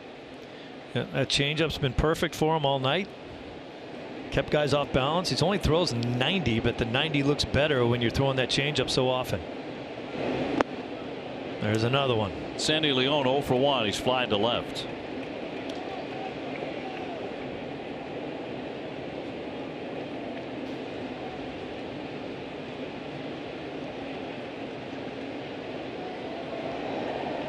Sandy in a 5 for 40 skid. He's trying to bust out of, but it won't happen here. He will pop it up. Riddle had a busy inning. He makes that catch. 1, 2, 3 go to Red Sox.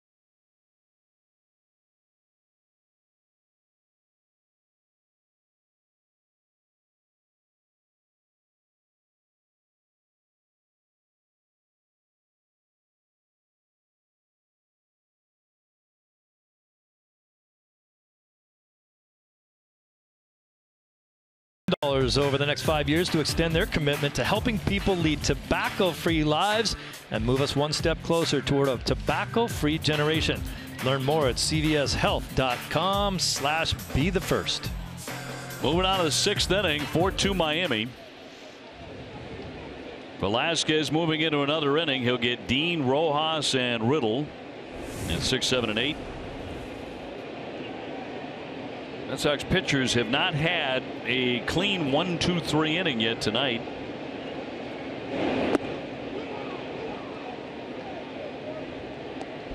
Dean has whiffed, and he's also hit a line shot off of David Price. Caught David Price on the wrist, knocked him out of the ball game, although he recovered and was able to get over there. The deflection went to Pierce at first, and then he fired on with Price covering. Long throw on target to retire Dean, one away. That was the last play of the night for Price. He had to come out because of a left wrist contusion.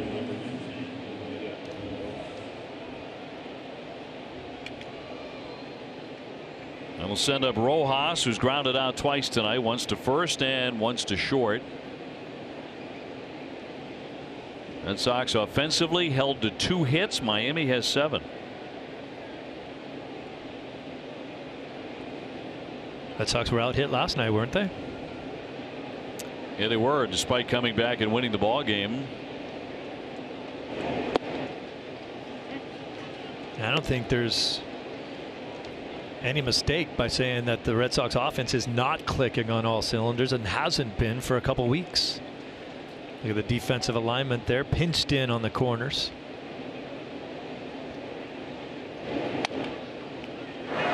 Little ground ball scooped up on the move by Xander Bogaerts. Nice smooth play there. 2 up and 2 down. Tonight, after Red Sox coverage on NESN Sports Today, get the latest on the Patriots. NESN Sports Today is presented by People's United Bank, where the technology is as helpful as the people. I guess the way things had been going all season long in the win column and all the offensive columns, we should all be forgiven for not expecting that to happen with the Red Sox, that they would go into any kind of a lull offensively, that it would just continue at that level. But over 6 months, 162 games, it is bound to happen at some point. Never played on a team that it didn't happen on, and in some cases more than once. Now I think back to, really super ball clubs here in Boston of recent vintage. The 07 team, that was wire to wire, right? Didn't feel like there were any blips there, but I guarantee there were months or weeks within a month where you hit a lull like this. Sure. Guarantee it. Sometimes it's individually where guys are going through the slumps, and sometimes it's pretty collectively, and that's when you go through the losing streaks. Cut on and missed, and a clean inning there for Hector Velasquez. He gets them in order. Best inning.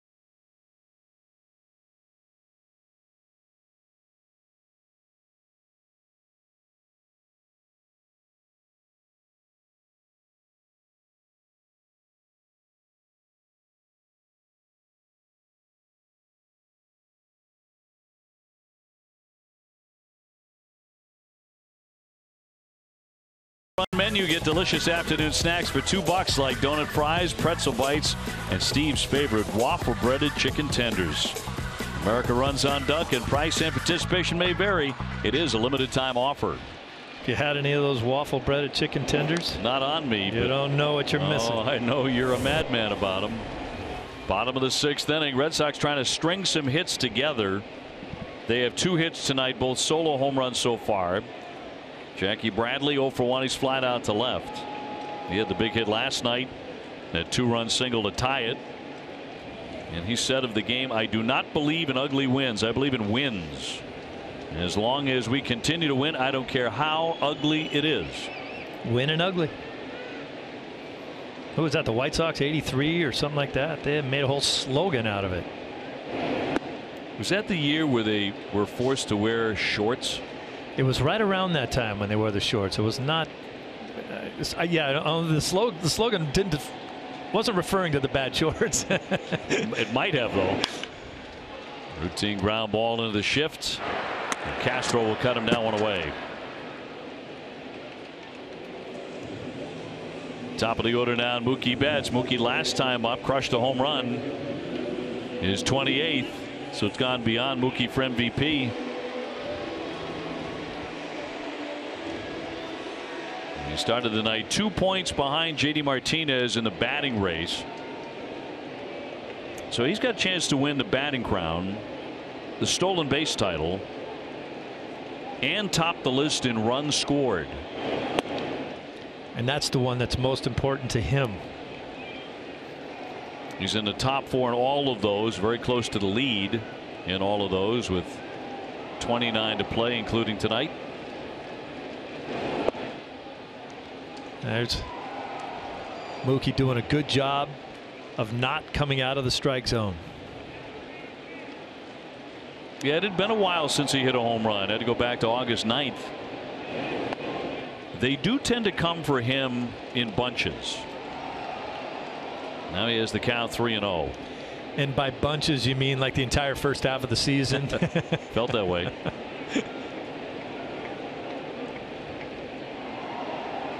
Benintendi on deck. And ball 4.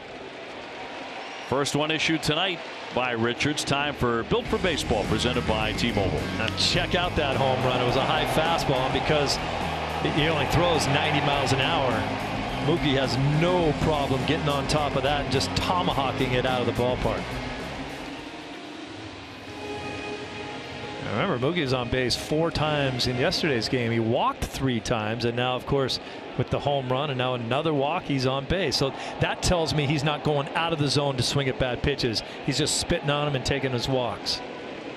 Benintendi has struck out and grounded out. Red Sox trying to put some hits together.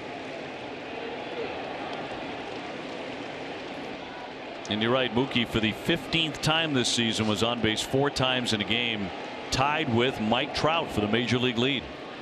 15 times.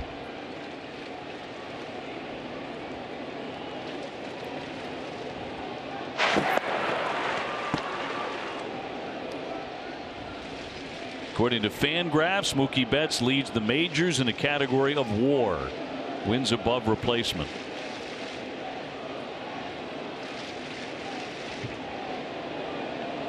Out running, and it's inside, and Real Muto would like to hand deliver the baseball. So after the walk, now 2-0, and Nieves is coming out to join in on the discussion.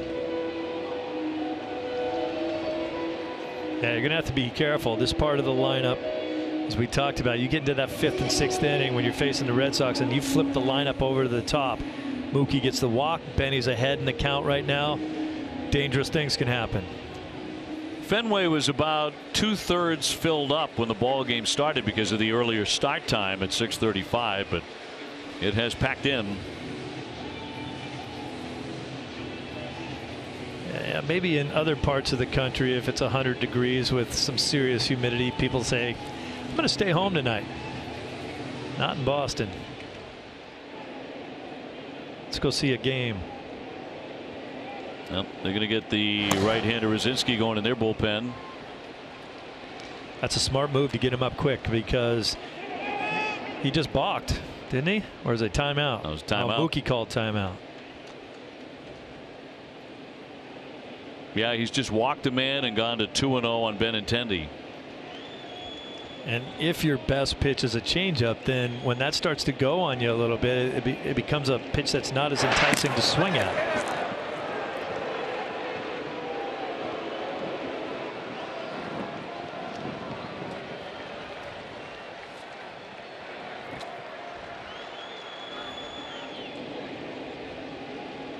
2-0. Betts holding and a strike.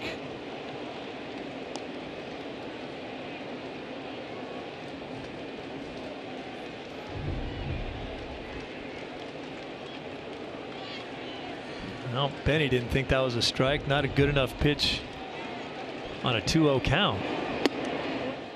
Tried the same spot, but he came up empty on that one, and the count 3-1. So good hitter's pitch due Benintendi. It might be a changeup, though. Yep. How much confidence does he have in that changeup late in the game when he's throwing a bunch of pitches? He's over 80 now. Is that still your best pitch?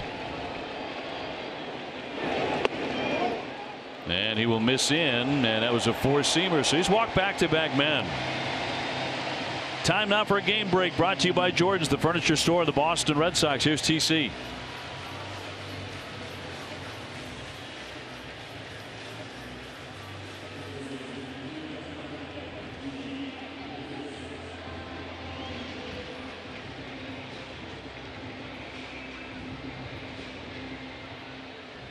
Oh, I knew you'd get that in there, the hockey reference. Well, not only that, Lamar used to be with Minnesota. Now he's with Chicago. He bounces around. He finds his way back to the big leagues and does damage. Which is what what the Red Sox for a little while. Steve Pearce has that in mind right now. He has struck out twice. Good speed on the bases for the Red Sox with one down. And he goes after the first one, comes up empty. He's really had trouble, Steve Pearce has, with that changeup. He struck out last time on it, and he gets it on the first pitch there again, and he's going for the downs here. He's way out in front of that change.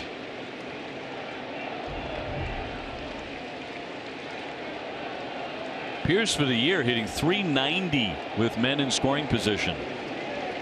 Betts at second, Benintendi at first.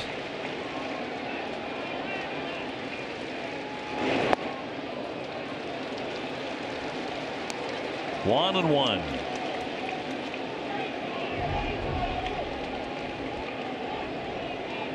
Tried it again. Another changeup. Pearce says, I'm not swinging at that back to back.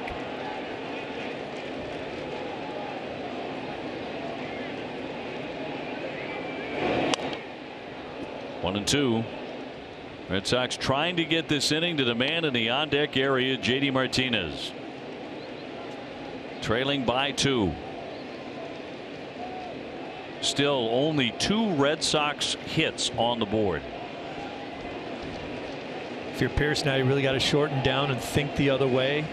Put the ball and play hard somewhere with guys on base.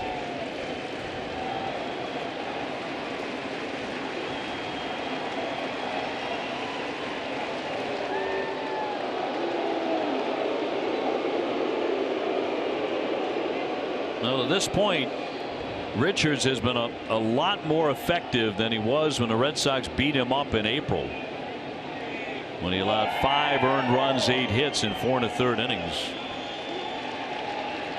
And now Pearce will get a time at home plate umpire Scott Barry. And the Sox pen, it's Thornburg getting going.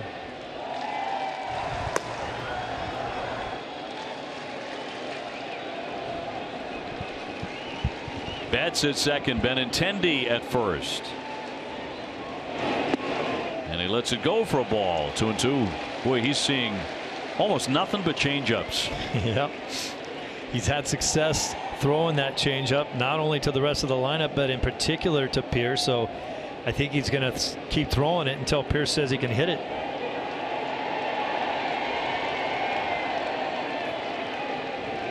And a 2-2 from Richards. Poked the other way, foul.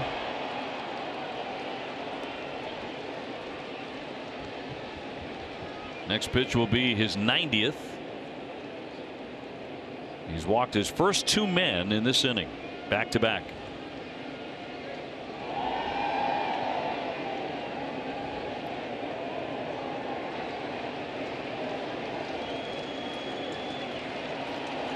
Richards ready. Pierce is ready. They lead away in the 2-2.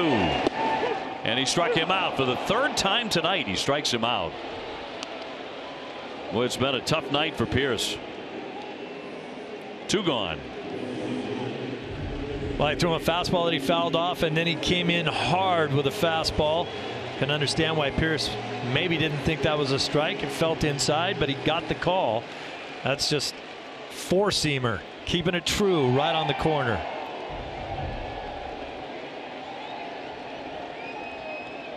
So 2 gone, and JD Martinez now trying to salvage something in the inning. He has struck out. He's also lined to second.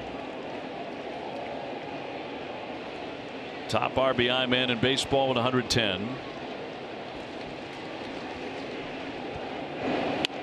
First pitch swinging, rolls it foul, strike 1. Dave, we talked about the differences in the outfield between the Red Sox and the Marlins and where they play. Look at it. You can see where the Red Sox play. They're on the top defensively. And look how much deeper the Marlins outfielders are. You can tell just by the contrast between the 2 shots there. They're a mile back there.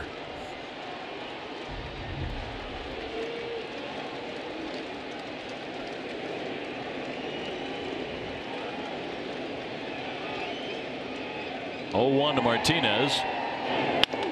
Up the middle, over the bag, base hit. Mookie Betts will be in. He scores. Benintendi stops at second. JD Martinez spanks it up the middle. It's a 1-run game. And the Red Sox make him pay for walk number 1. Dave, what's amazing to me with all the shifts that go on, most teams do not shift and put a guy up the middle against JD Martinez. That's still open for him, and he gets a ton of hits there. You see the second baseman way up the middle, but not enough. For every other play, there's almost a guy just standing right there. But for JD Martinez, that's still a good place to hit the ball, and it's another base hit. So Raczynski will be brought in. The night is done for Richards after he got the first man out in the inning. He walked a pair, then got a big strikeout of Pierce, but Martinez went right back up the middle for RBI number 111 to score Mookie Betts, and the Red Sox are down by 1. You had to be pretty impressed by this kid who, as we talked about a lot tonight, came out of an indie league where that is just the lowest of low baseball. Marlins scarfed him up. He stormed through their minor league system, got a chance to pitch in the big leagues this year, made his debut against the Red Sox on April 2nd. Got beat up in that one a little bit, but he had a pretty nice outing tonight. Time now for our tools of the trade presented by Craftsman. And it is Richards getting some strikeouts. A lot of them on that pitch right there. He gets Benny with the changeup. That's a fastball inside that freezes Pierce. That's a fastball away to JD. Changeup here. Another change. You just can see the late action on that pitch, and the fact that it's 10 miles an hour fast or slower than his fastball is a really great weapon for the kid. Craftsman, the official tools of the Boston Red Sox. However, keep in mind the men on base right now, Benintendi and Martinez, do belong to the starter Richards. Raczynski now into the ball game.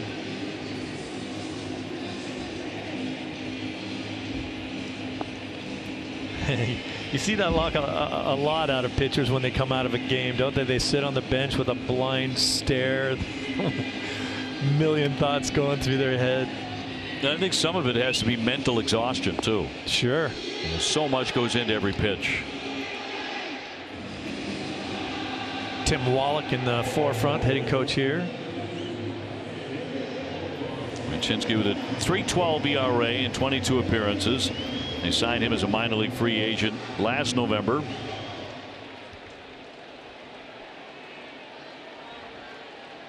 He inherits runners at first and second with 2 away for Xander Bogaerts, who has lined out and struck out tonight.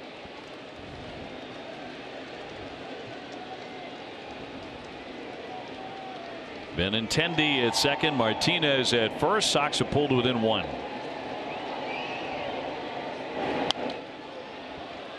Attacking right away, got a pitch to hit. He fouled it away, strike 1.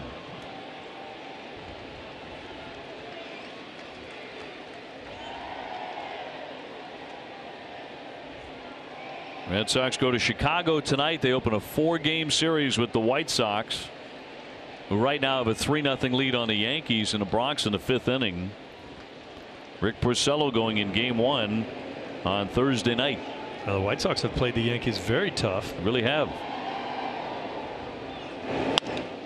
Ground ball to shortstop. Riddle's got that, and a second to the force to retire the side. Red Sox settle for the 1. It's 4-3 Miami.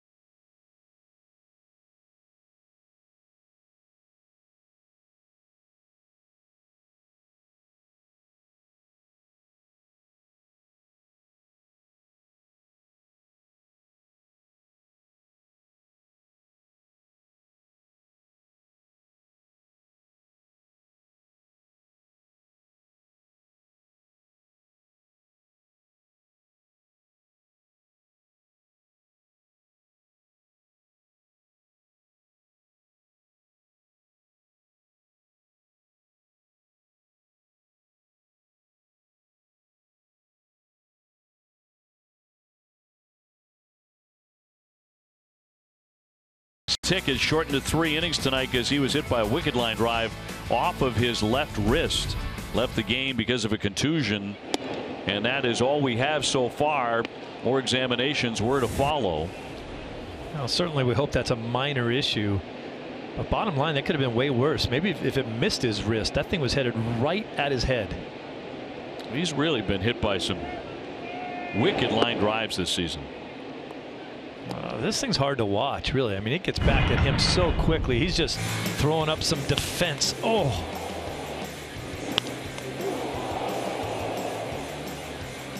Right? I mean, if that doesn't hit him in the wrist, doesn't it hit him right in the face? Give him a lot of credit for getting over there and making sure he got the out. That was the last play of the game for him. Isaac Galloway, the batter. He has struck out twice. Just beginning the 7th inning. 4-3 Miami. Ortega on deck and fouled away. Red Sox have not been able to do much offensively. And when you're talking Price, you talk about a guy who has been on a roll. Goodness, not something anybody wants to see right now. The Red Sox are 16-2 in his last 18 starts, 8-0 in the last 8.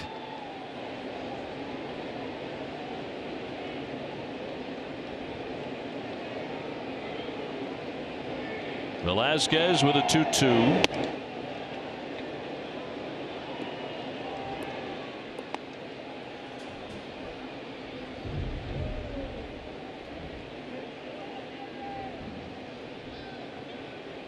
Saw Leon try to pull that one back a little bit, but Scott Barry said no. 3-2.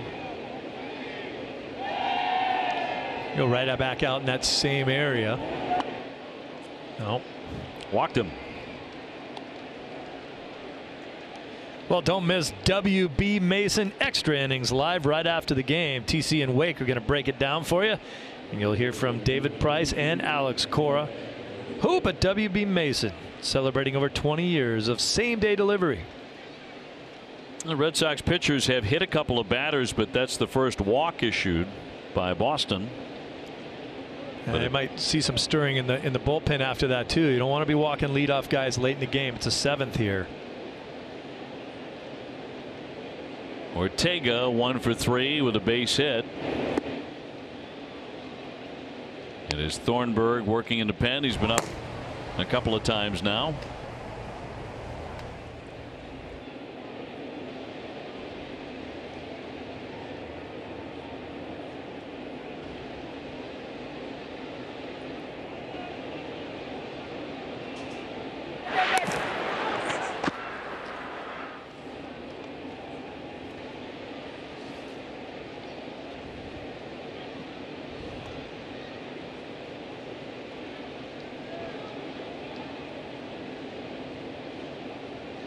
The Red Sox are able to find a way to take a lead in this game. Alex Cora said he would not shy away from Craig Kimbrell after throwing out 28 pitches in last night's game.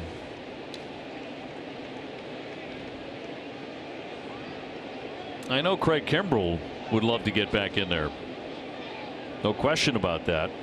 Even though he was charged with his 5th blown save, was credited with the win. 1-1 to count.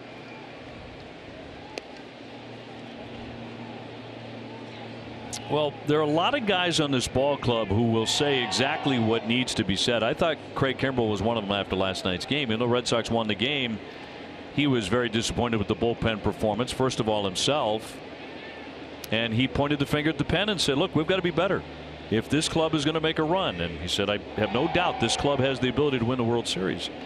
The bullpen has to be better. We've got to find the answers right now for what is troubling not everybody in that bullpen, by the way. There are guys like Ryan Brazier throwing the heck out of it, and Joe Kelly and some other guys who are really pitching very well.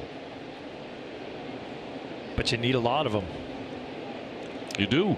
We heard that same tune 4 days ago when Rick Porcello came out of his start.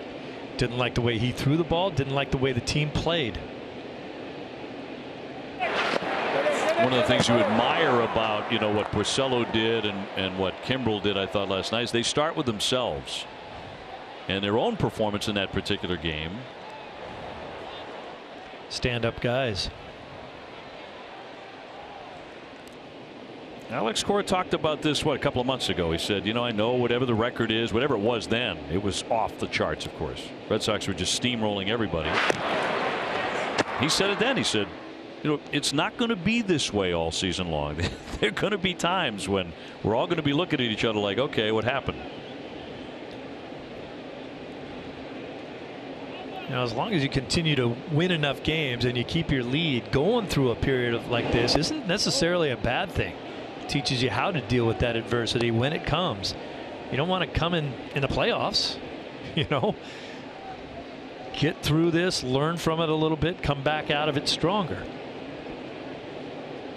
I get what you're saying. I know that's one theory. Experience some tough times, it helps you later. Here's the 3-1 pitch. Ortega stings that one into right field, down for a base hit. Rounding second, but pausing there. The dive back in. And safely back is Galloway. So a little trouble here for Velasquez, and here comes the manager. First and second. And nobody out for Anderson.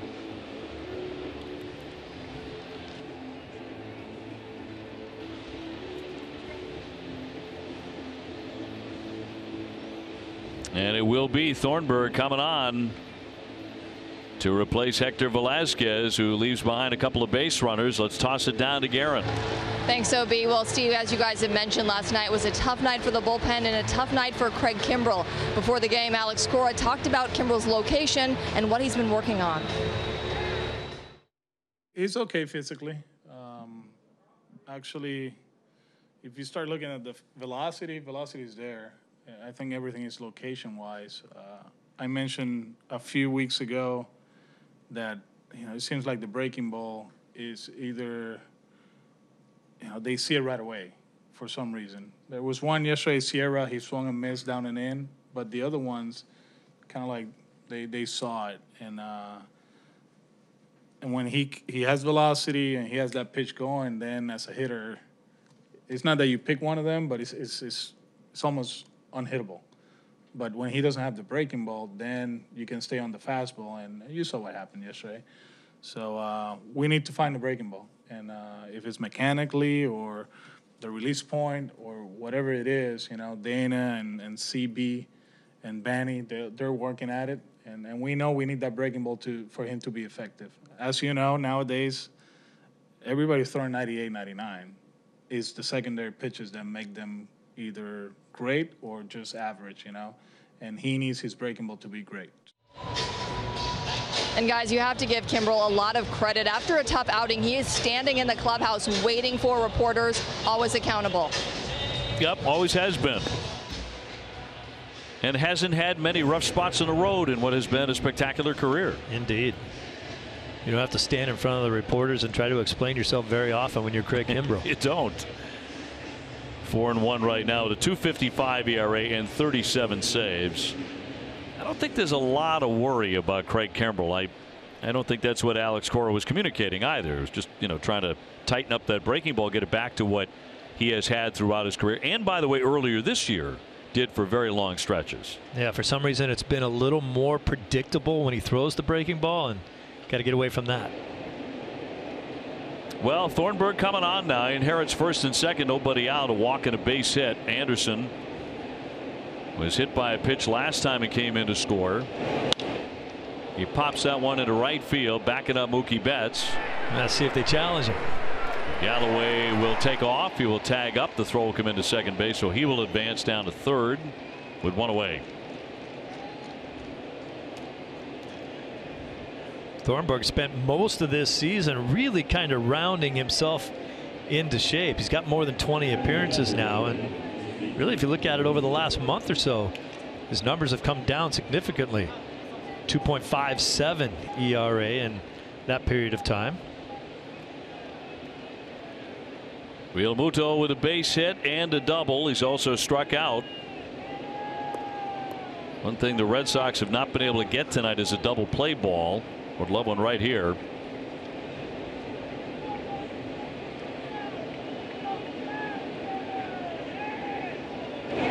And the first one in there for a strike. We're getting more information on David Price's injury. The X-ray on the wrist was negative.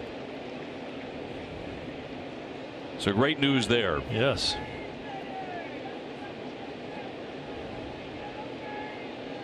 Big time sigh of relief. I'm sure beginning with David Price first and foremost, and that one is inside a ball. 1-1. We're also being told further testing is needed. First and third, one out, a one-run game in the seventh inning. Another threat by the Marlins. Dave, what do you think that would be if you do the X-ray and you think, okay, maybe there's no break or anything? Do an MRI as well to see if there's anything else going on in there after a shot like that? Soft tissue or something, maybe. Keep an eye on the swelling and treat that, I'm sure, like crazy. Red Sox have a phenomenal medical staff. Little tapper, Xander Bogaerts looking at second, fires on to first in time to get the out as a run comes in. Woo. Galloway scoring. That'll make it 5-3 Miami. Sunday evening after Red Sox coverage, tune in to the Ultimate Red Sox Show presented by Sam Adams. Get the highlights and a complete recap of the past week of Red Sox baseball. That's Sunday after Red Sox coverage right here on NESN. Sponsored by Samuel Adams. Well, charge that run to Velasquez. 5-3 the Marlins, and here comes Castro. Has been trouble tonight, as he was last night, with a pair of RBI singles in this one. And a stop by Leon, no advance by the runner.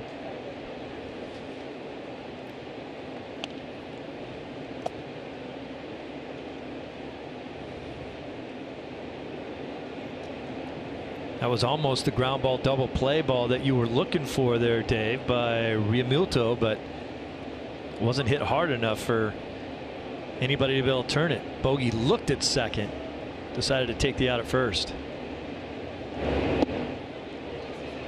Breaking ball in, a called strike at 77. Just a big bouncer. Watch Bogey look at second to think maybe I can get that out. He decided no. Just had enough time to get the out at first.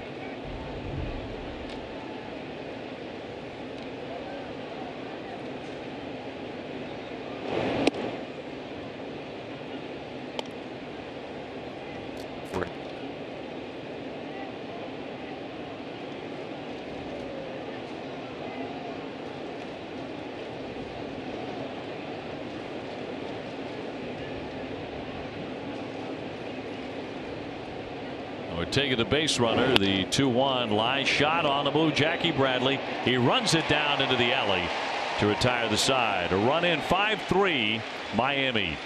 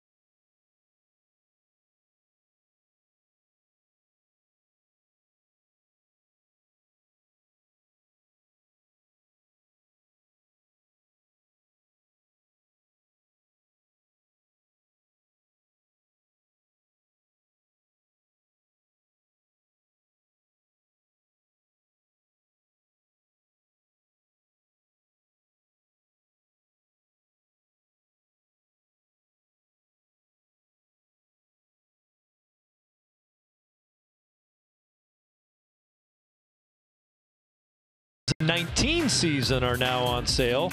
New plans will include access to potential 2018 postseason games. For more information, go to redsox.com/season tickets.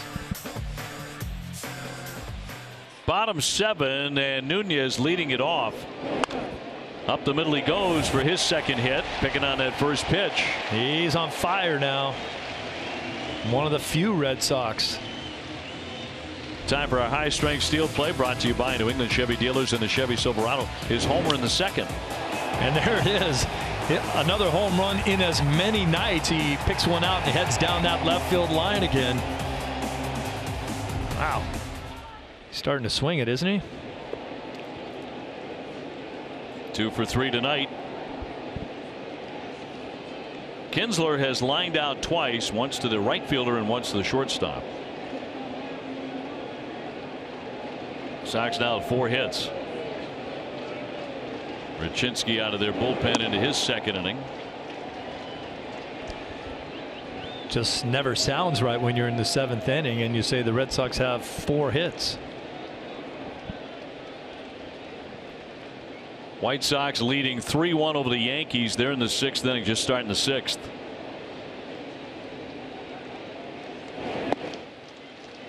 Two and 0. Conley, the left-hander, and Steckenrider, the right-hander, working in their pen. And Ryan Brazier, who was not available last night to work because of a sore foot, ready to go tonight.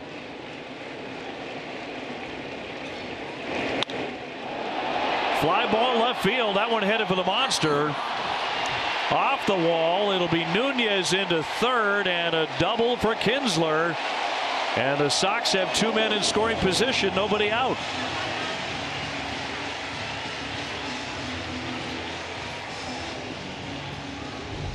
This is a pretty simple play for the Red Sox. You know they're going to end up on second and third. Kinsler's going to hit it high up off the green, but Austin Dean's a little confused when he gets the ball where he wants to throw it. Not going to go to third. He's in easy. Now he looked over at second. He's not going to get him, and then he just kind of tossed it into the infield. Blake Swihart is going to bat now for Sandy Leon. So Coro will go to the bench and bring up a pinch hitter.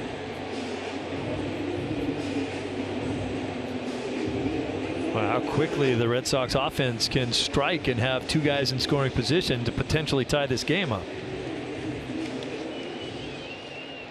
And Blake will take over behind the plate as well. Sandy was 0 for 2. You mentioned in his last at bat, Sandy going through a little bit of a tough period right now as well. Yeah, 5 for his last 41.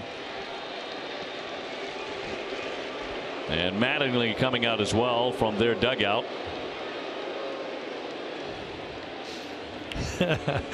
Do Red Sox fans actually feel good when they boo Don Mattingly when he comes out? Such a great player. I know he was a Yankee. We get it. What a tremendous player he was, though. We will take the break here as well. They will go back to the pen. But the Red Sox closing in, second and third, nobody out. Conley coming in.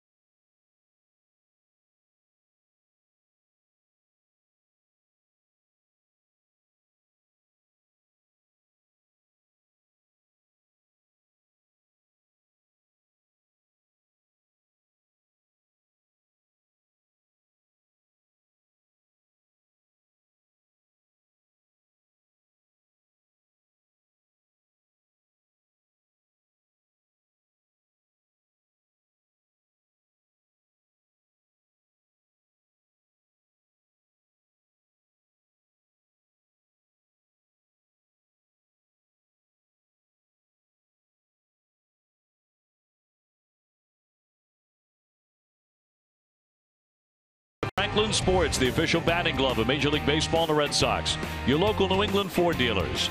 Digital Federal Credit Union. What can DCU save you? Your New England Audi dealers. Get behind the wheel of the Audi you've always wanted. William Ravis, the official real estate company of the Red Sox. And by Southwest Airlines. Low fares, no hidden fees. That's transparency. Conley delivering a strike on Blake Swihart, who will bat right-handed here against the lefty. Good move by Mattingly. He sees Swihart go to the other side of the plate where he's just a 140 hitter right-handed. And then he gets Jackie Bradley Jr. next. And quickly 0-2.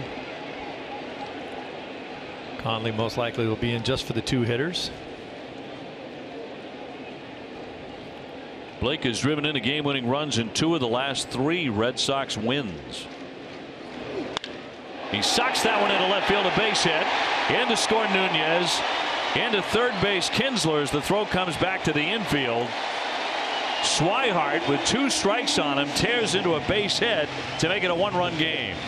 We've seen that a few times in tonight's ball game where 0-2 pitches are very, very hittable. Swihart says, you can forget about my 6 for 43. That's a changeup that hangs right out over the middle. Swihart maybe a tad out in front because it's off speed. Keeps those hands back and rips it into left. You know, you go back to the 26th of June. He's about a 300 hitter since then. Yeah. He's been making very good contact. He had an 11-game hit streak there for a while. So they're on the corners, 5-4. And Jackie Bradley to take on the left-hander. He's gone 0 for 2 tonight. Oh, he went for the downs on that swing. 0-1. Kinsler representing the tying run at third.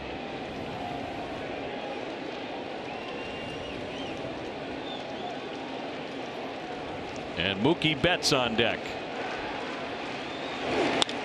There's a shot to left center field. Galloway going back, turning on it now. It's off the green. Kinsler is in. Swihart rumbles down to third, and he stops there. Jackie Bradley with a double has tied the game. We are even at 5-5. Jackie taking aim at the monster and rips himself a double. So many good things happened on that play. Not only just a bullet by Jackie Bradley off the wall. What a great read by Blake Swihart on the bases. No hesitation, ran all the way around second. Watch Swihart running from first to second. No hesitation, keeps going. He knows that's off the wall. There's nobody out. That's the only reason why Carlos Fabulas is holding him up right there. Had there been an out, Swihart would have tried to score on that play, and he probably would have made it. That's excellent base running on a bullet by Jackie Bradley. Nobody out, and Betts coming up. Yes.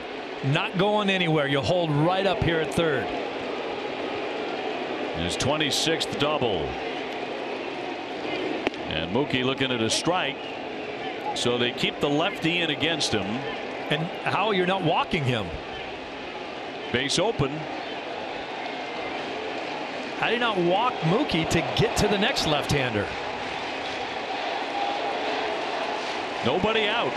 And the Red Sox have rallied to tie it 5-5. Mookie with a home run in the third inning. He also walked and scored. There's a drive. That's headed for the alley. Nobody out there. That skips against the fence. Swihart is in. Bradley is in. Mookie Betts.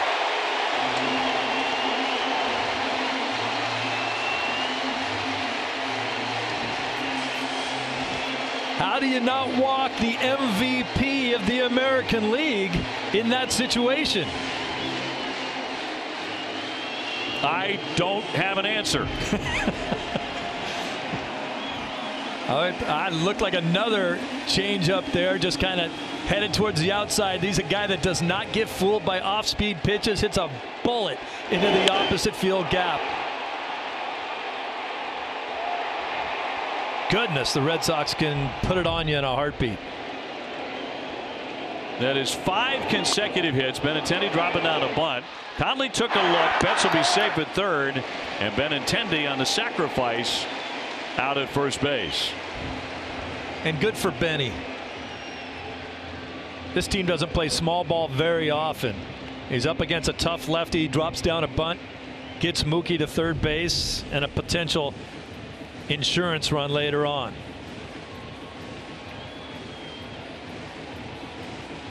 And now Mattingly is coming out, and we'll bring in a right-hander with Pearson, Martinez, and Bogarts coming up. Mookie Betts, another one for the resume there, as he ripped himself a 2-run double, and the Red Sox lead it 7-5.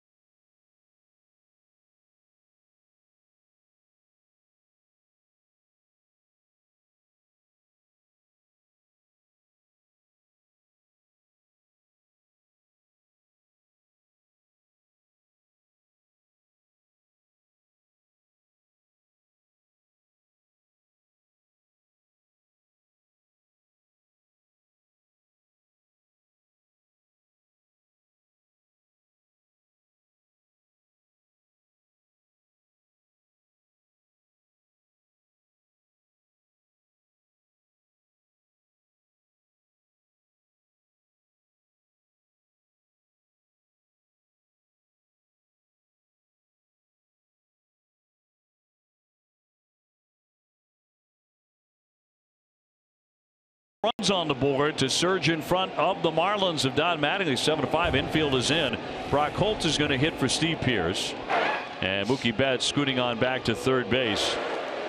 And if the Marlins go on to lose this game, I think a lot of questions will be aimed at the manager of the Miami Ball Club. He might have a reason that we didn't think about, but base open with one of the best players in the game, you put him on. Yeah, I don't think that is so much about how effective or ineffective Conley might be against lefties. His numbers are just about even, lefty and righty. It's about the guy coming up, Mookie Betts. Conley's pretty effective against everybody, under 200 against lefties or righties, but we're talking about Mookie Betts. Infield in. I love this situation for Brock Holt. There's not a guy in the world that'll tell you he loves to pinch hit. They like to be in the game. It isn't an easy job. And this guy gives you a professional at bat every time, and I love it when there's a guy out there with a chance to drive him in. Fouled away. Second rider on now with one out. Well, the rally began by the guy who's probably the hottest hitter right now for the Red Sox outside of JD Martinez, and that's Eduardo Nunez with a base hit. Kinsler with a double off the wall. Swihart had a huge hit as he hit for Sandy Leon with 2 strikes. He ripped the base hit. Yep. Jackie Bradley with an RBI double, and then Mookie Betts with the 2-run double. Moments ago, a sac bunt by Benintendi to move Mookie down to third. With one down, here's the 1-2. Swihart was almost in one of those situations where they walk the guy in front of you to get to you. He said, I'm going to turn you around right-handed because I know you can't hit as well right-handed. I know you're a good lefty. Go ahead and try to get a hit right-handed. And he went up there and did it. 2-2.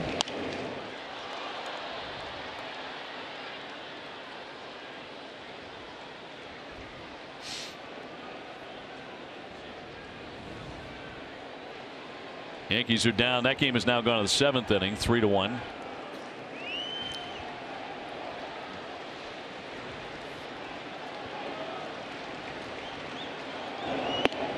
No. Did not go. So full count.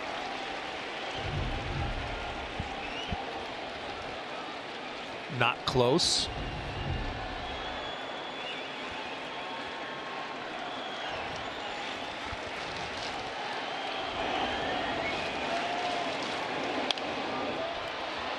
He's a tough out. Yeah, last one was 97. He spoiled it.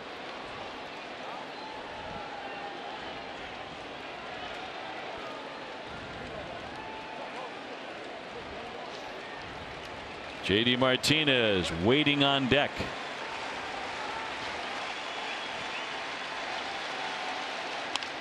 Line drive down the line. Another run in. Mookie Betts will score. Holt taking off for second. Holt's taking off for third. And he's going to be in there with a stand-up triple.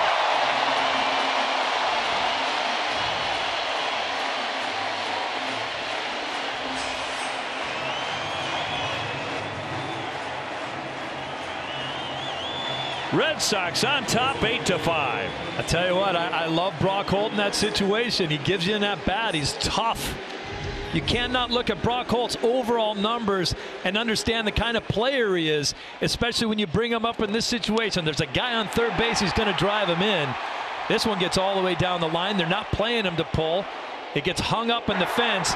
And then when Brock Holt gets to third, he's a way better dancer than G-Man Choi, I can tell you that, of the Tampa Bay Rays. JD Martinez will be walked intentionally. Knows that a pretty good inning. Alex Cora. Yeah. Brought Swihart up to hit for Leon. He had an RBI hit. Brock Holt to hit for Pierce. RBI triple.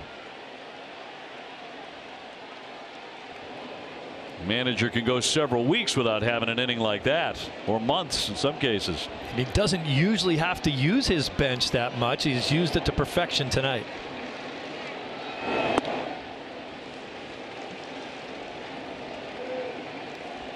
Red Sox with a 5-run 7th inning to turn the game around and lead it 8-5. Throw a wipeout inning on you in the 7th when it was looking a tad bleak. Xander 0 for 3 tonight.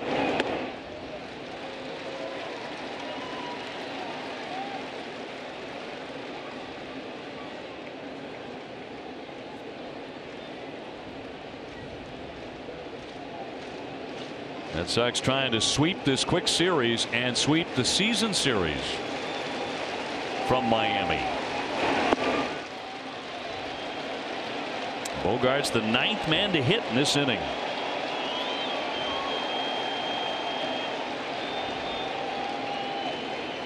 Ryan Lamar just did a solo home run for Chicago. White Sox lead at 4-1. Ryan Lamar doing it all. TC is going to be happy in the studio. He's going to want to do another game break with Ryan Lamar. Line drive and a base hit to left. Here comes Brock Holt to score. And the Red Sox breaking away now 9-5. Bogarts with his 86th RBI. And the beat goes on for Boston. Starting to wake it up now. 9 hits on the night as well. Earlier on, there was only 3 or 4 hits in this ball game. They've turned it around. The Red Sox are going to bat around. Nunez, the man who launched it, will hit against the new guy from the bullpen. It'll be Guerra. And Steckenrider headed for the showers. Well, it's kind of onslaught we saw over and over again all season long. We hadn't seen it much lately. But it feels like the Red Sox are locking back in their offense here tonight. And it happened late. Yes, here in the 7th inning. Let's get out to Guerin. OB Steve, is there anything that Mookie Betts can't do? I mean, any ballpark that he goes to, the fans start chanting MVP. We've seen what he can do in the bowling alley, and we have all seen him crush a Rubik's Cube. So tonight, the giveaway, this Mookie Cube. Now, I have destroyed mine. There is no chance that this is ever going to be put back together. Hey, just a few quick flips of the wrist. I don't know how he does it, but these are the giveaways tonight, so you can see a lot of fans have been enjoying these, and I don't know, I'm going to be working on mine for a long time because there's no chance this is ever going to be put back together again. Maybe Mookie can help me with that. I don't know. Oh, I bet he could. I bet he could. I have it on good authority that Mookie and 3 other Red Sox went down and played some golf the other day in the off day in Nantucket. Of course, he had the low score of the group. Yeah. I saw him with his clubs the other day. I asked him what he shoots, and he goes, 80 sometimes, 90 sometimes. I never practiced. I'm like, 80, come on. 80 is a pretty good score for a guy who never picks up a club. This was a couple of years ago, but this was like under 2 minutes he was able to ace this Rubik's Cube. So pretty good at baseball, too. And the bowling. What is he up to now? 10 or 11 10 or 11, games, yeah. something like that? Unreal. Well, he's had a huge hit in this inning. A lot of Red Sox have. And that includes this man, Eduardo Nunez, who got it going with a base hit. Javi Guerra out of their pen. 24th appearance, a 4.81 ERA. He will inherit first and second. There's still only 1 out in the inning. Red Sox have poured across 6 runs. Merry-go-round all of a sudden. Done it on 7 hits. Most of them for extra bases, too.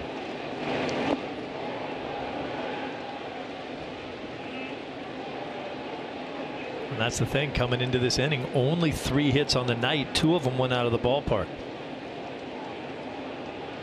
The Red Sox deep inside their bullpen. Feels like 2 different games, too. When Richards was in the game and working that changeup magic for several innings, Red Sox couldn't do a whole lot against him. Then they started to reach him, and now they're running wild against the bullpen. It's kind of funny the way the game is now.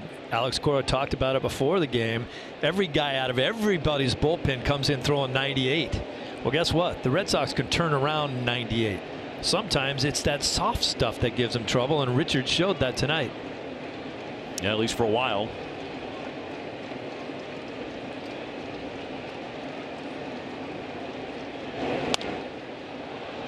One and two.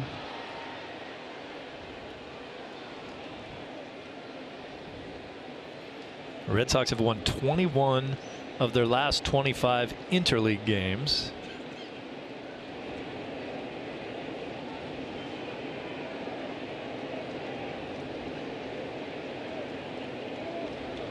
It's an astounding record in interleague play. First and second. Here's the 1-2. Even up on Eduardo Nunez, who is 1 for 2 against this pitcher in his career. Javi Guerra Started his major league career in the Dodgers organization when Don Mattingly was the manager of that team. That's how he knows Guerra.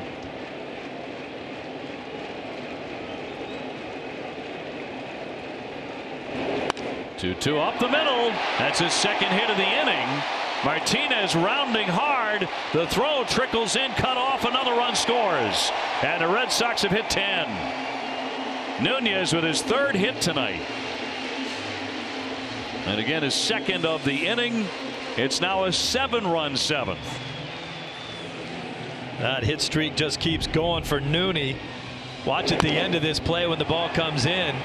JD's going to come around and score. Bogey's at second base. Watch where the throw goes. Right through Bogey's legs.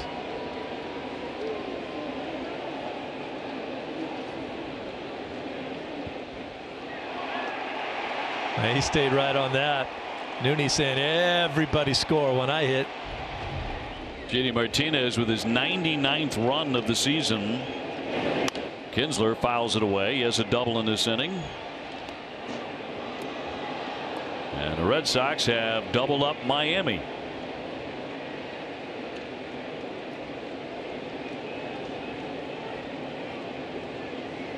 Ten runs on 11 hits. Boy, for the longest time, the Red Sox only had a handful of hits tonight. And now they've got a bunch. 3 going into the inning. And another one to right field. Bogarts to third. Hits it hard. He's trying to score. The throw up the line. He does score. Ian Kinsler with his second hit of the inning. The 9th hit of the frame for the Red Sox. Dave, without looking at your scorecard, can you remember the out that was made? No. I wouldn't doubt it if you could. It was a sacrifice bunt by Benny. Remember that? Oh my gosh, that's the only they gave it to him. Ian Kinsler, a double and a single in this inning. First and second, only one gone. 8 runs in here in the 7th. And I know a lot of fans who are watching around New England and frankly around the country and around the world. They're saying the same thing. Well, this is more like it. Yes, yes, it is. Forget about all the hits in the inning. 7 Red Sox players have an RBI in this inning. Red Sox have 9 hits in the inning. Oh. And that one scored. That's fair. Make it 10. Swihart again. Nunez rounding. It's bobbled out there. Here comes Kinsler. He's going to score 2. All the way down to third. Blake Swihart. Well, this is like opening the floodgates. And the Red Sox lead 13-5. At this point, I'll tell you what, the Marlins are saying, make the bad man go away. Just every guy that steps up there's hammering a ball. This ball smoked down the line, barely stays fair. Trouble picking it up out there in the outfield. Ortega threw it the wrong direction. Garrett can't believe it. It's a double and an error charged to the right fielder. Swihart winds up at third. Infield coming in. Jackie Bradley the batter, and the Marlins are wondering if it will ever end. The Red Sox have scored 10 times.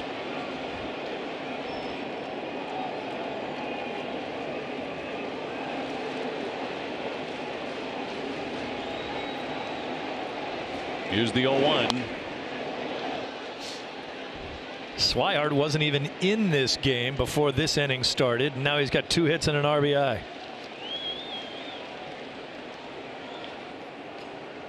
So your defensive alignment there. Everybody in. And the 0-2 downstairs. This is a season high for hits in an inning and runs in an inning for the Red Sox. 10 in each case. Gosh, I hope so. I always say if you get 10 hits, you should win. I didn't know they were all going to come in one inning. Overall, 13 runs, 13 hits, and the 1-2. Time to see who's been driving the ball. Presented by Toyo Tires. Jackie Bradley Over his last 16 games, now hitting .357 with 8 RBIs. Toyo Tires, the official tire of the Boston Red Sox. Swihart at third.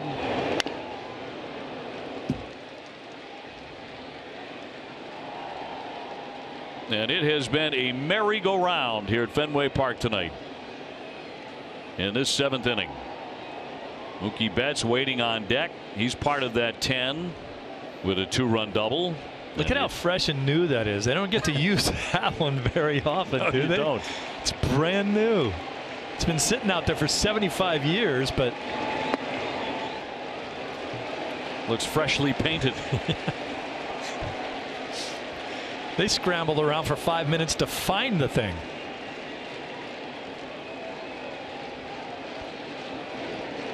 The Red Sox have exploded here tonight. And a blooper foul out of play.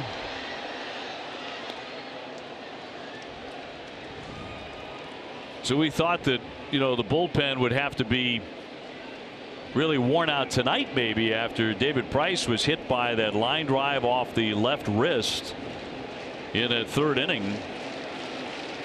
But the offense has shown up in a huge way to help out. 3-2. Line drive, base hit the other way. Swihart will score. Jackie Bradley with his 2nd hit in the inning. The Red Sox keep on adding on. Now 14-5. That one is even newer, I think. Oh man, there is not a blemish. No rust. Yeah, that might be painting them back there as we go. They're back there painting a 12 right now. Man.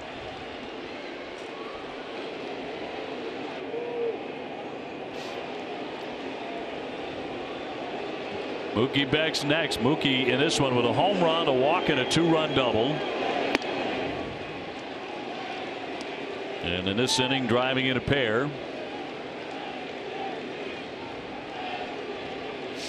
11 runs, 11 hits, and still only 1 man out here in the 7th. And meanwhile, Chicago's still leading the Yankees 4-1 7th inning in the Bronx.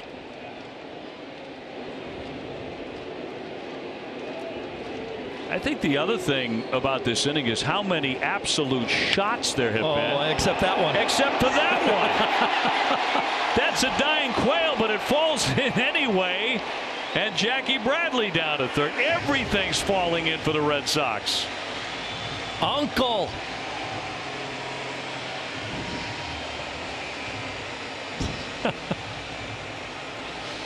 That guy's so good he can't even mess up an at-bat. His 3rd hit tonight.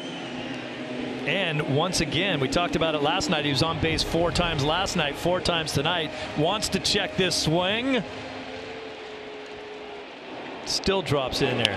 And I'll tell you what, I think Mookie Betts is kind of trying to play some respectful baseball. Mookie could have gone to second on that. Could have been a double. But he was like, all right. And now the only man who has made an out in the inning, and it was on a sacrifice bunt, Andrew Benintendi.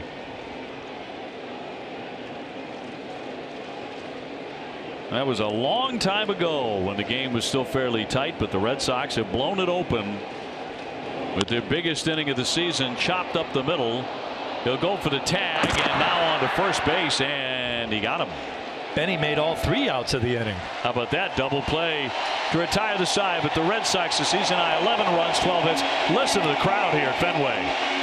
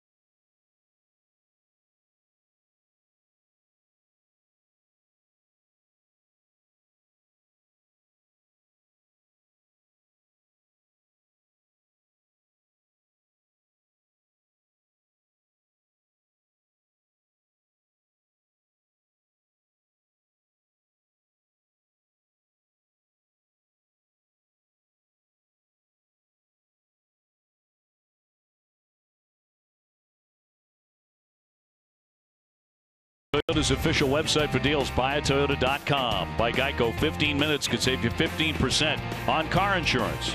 Operation Finale in theaters now. And by Southwest Airlines, low fares, no hidden fees. That's transparency.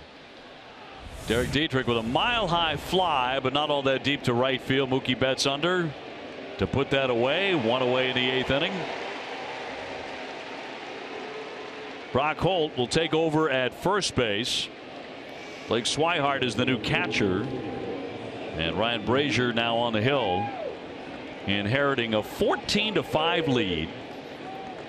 The Red Sox with a spectacular display of offense to the tune of 11 runs on 12 hits. 5 different Red Sox players, Steve, had 2 hits in the inning. Seemed like everybody drove one in. Goodness. Here's Dean looking at a strike.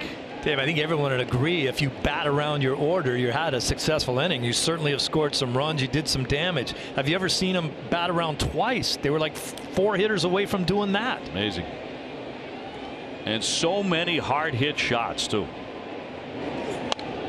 Foul away. Yeah, there were no cheapies. Except for Mookie's. Little check swing. But he's not that good. So no, he gets fooled and he dunks in a base hit. It's his typical. His 3rd hit of the night. Oh, by the way, he's now a triple shy of the cycle. Of course, he's already hit for the cycle this season. Just keep that in mind. Red Sox with 15 hits altogether.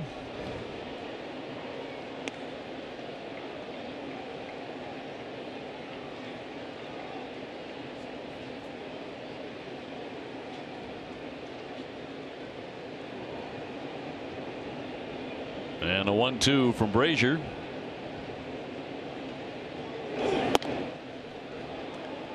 .98. Brett Graves loosening in their bullpen. We are in the 8th inning.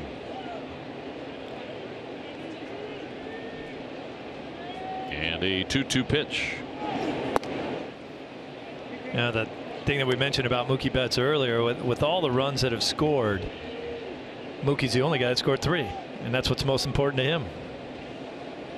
Bunch of guys have scored 2. So he now has 108, and that draws him even with the league lead in runs scored. Remember, he missed about 14 games.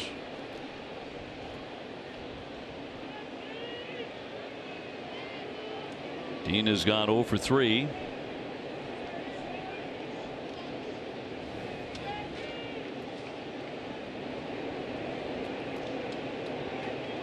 And Brazier looking for the K.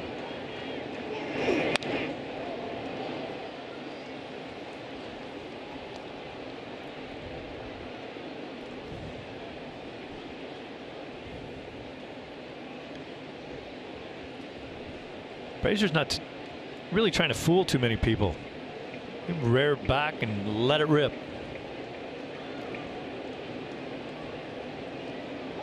Well, he was the big story last night. Big story tonight's going to be the exploding offense for the Red Sox with an 11-run 7th inning. Biggest of the year. Kinsler part of that with 2 hits. Nunez has had a huge night again. A home run, 2 base hits in the inning. Xander Bogaerts, an RBI in the frame. On and on it goes. To right field, well hit. Betts back, and that ball gets out. Home run to right. Dean with just his 3rd of the season. That'll make it 14-6. For a team that doesn't hit very many home runs, they certainly drive the ball the other way nicely. Castro hit a ball out of here the other way last night. Watch this ball. This ball's up in the zone, but it's away. Dean just drives it out of here. Mookie got an outstanding jump. He just ran out of real estate.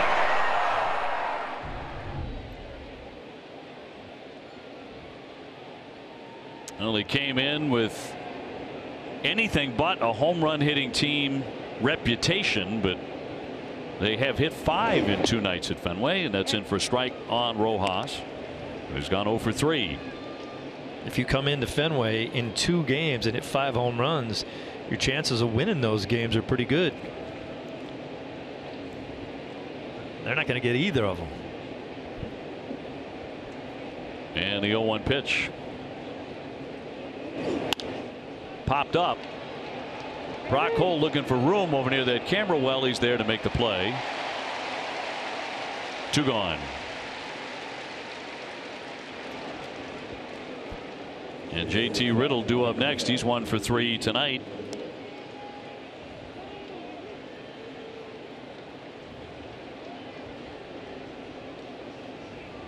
Well, it's a ball game that began on a downturn for everybody because David Price was struck by a line drive off the wrist.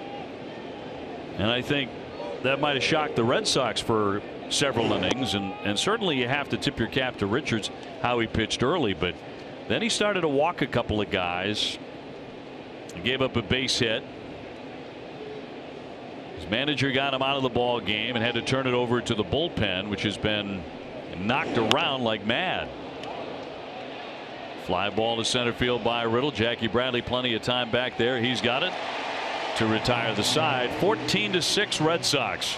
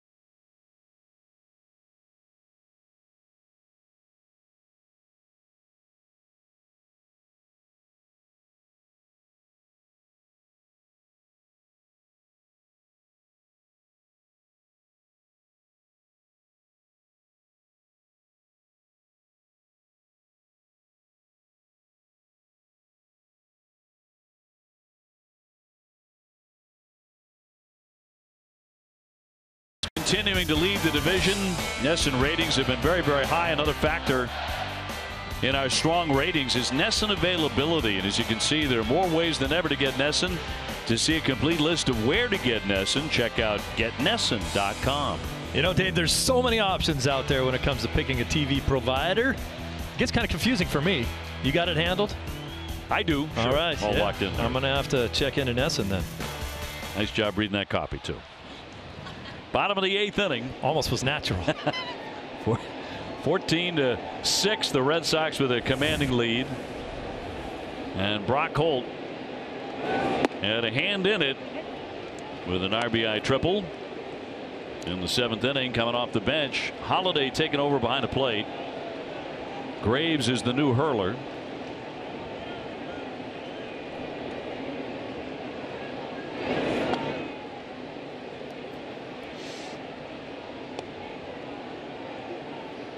Cannot believe when you went into the 7th inning, this team had 3 hits.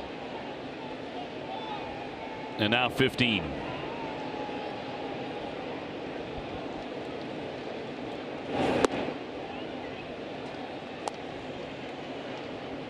JD Martinez on deck.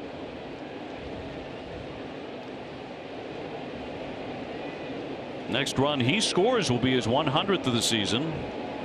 He's driven in his 111th run, tagged up the middle, and here come the hits again.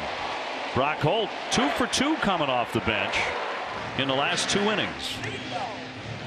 Tomorrow at 7:30, don't miss Red Sox Game Day Live, presented by DCU. TC and Wake will preview the Red Sox next series against the White Sox. DCU, Digital Federal Credit Union. What can DCU save you? JD an RBI single tonight. He's also walked and scored a run, 1 for 3. Pomeranz in the pen. Both Swihart and Holt didn't start this game, and both came in and got 2 hits. That's a good day. Boy, it sure is. As a team, the Sox were 16. You know, if someone says to you, hey, did you start yesterday's game? And you say, no. The next question is, and it never is, did you get 2 hits?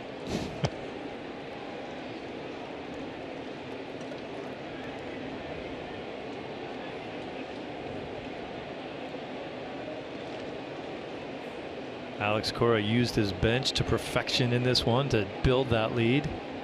Oh, he had a big 7th inning. Those were crucial at bats at the time. You know what was great to see during the rally, David Price, who took that nasty shot off the wrist, he came out to cheer on his teammates, 1 run after another. He has to do everything right-handed now.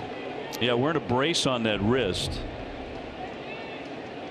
But again, the X-rays were negative. Red Sox calling it a left wrist contusion right now.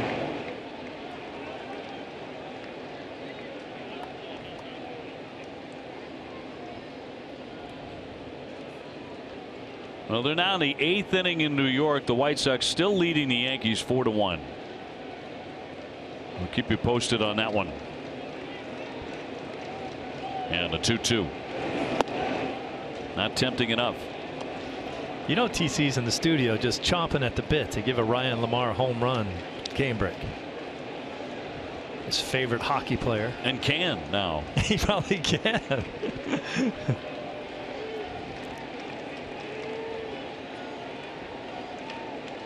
Someone should be putting that together. Rolled to Castro to Riddle. That's 1 on to first and a double play. So 2 gone. Our game summary now brought to you by Xfinity. Well, you're looking at that and you're saying, if you missed it, how did I miss 11 runs, 12 hits in the 7th inning? But if you saw that, it was something to see. Mookie Betts is 3 for 4, double a home run. And the Red Sox rocking and rolling with their best offensive inning of 2018. That's saying a lot, the way the Red Sox have scored. 2 down, bases clean for Xander Bogaerts. Xander had an RBI single in the 7th inning.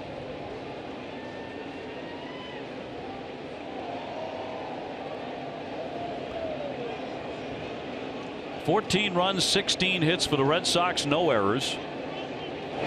For Miami, 6 runs on 9 hits and an error.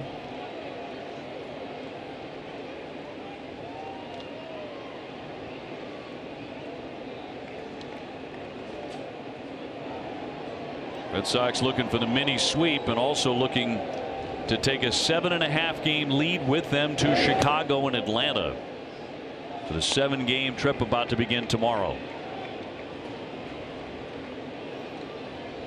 See how it plays out the rest of the night Against a Chicago team that's playing good baseball and an Atlanta team that's just flat out a good club.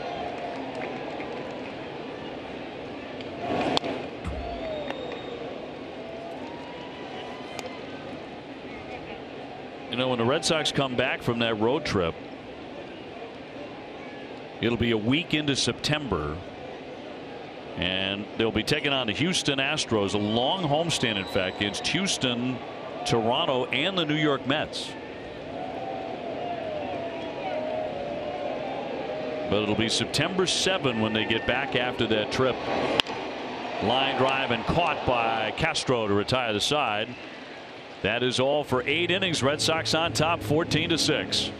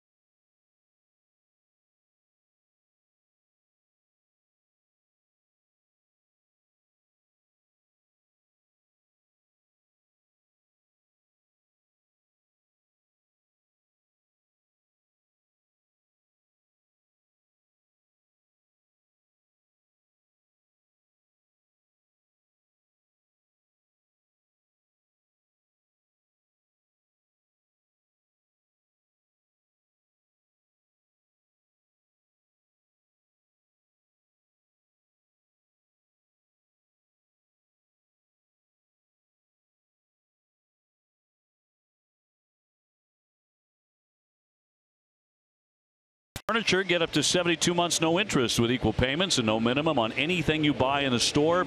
From furniture to mattresses, hurry in. It's a limited time offer. Ninth inning coming up. Red Sox up big 14-6, looking to sweep the season series from the Marlins. Drew Pomerantz will toe the slab here for the ninth inning. He'll get 9, 1, and 2 in their batting order.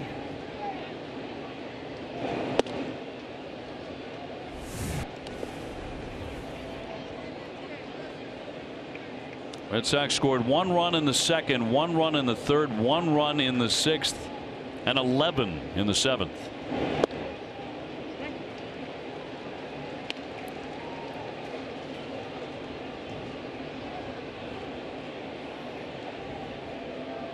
Galloway's gone 0 for 2 with a walk and a run.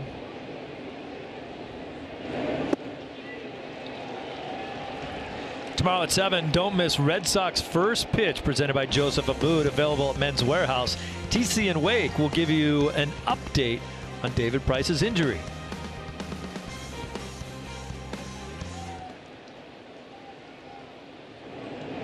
One, two, down and in at the feet. Ortega on deck. So Red Sox heading for Chicago, South Side, and 4 games with the White Sox beginning tomorrow night. At 8:10, Rick Porcello goes in 15-7. Rick trying to bounce back from his start at Tampa Bay. Evaldi going on Friday night.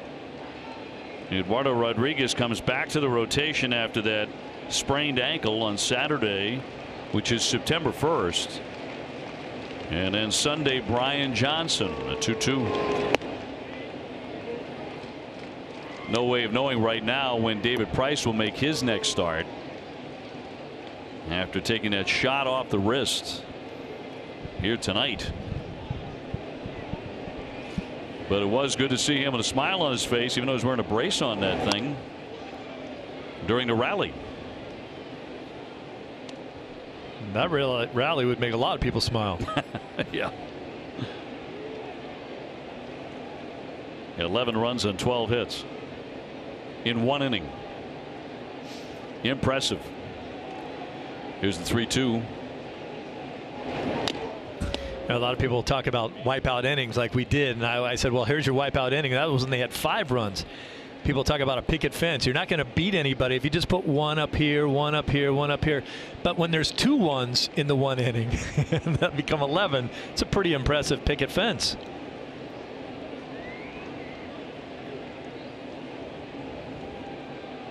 (3-2) fouled back.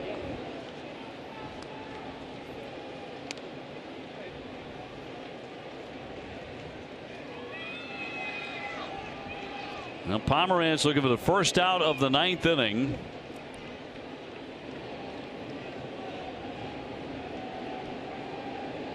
And the left-hander's 3-2 again.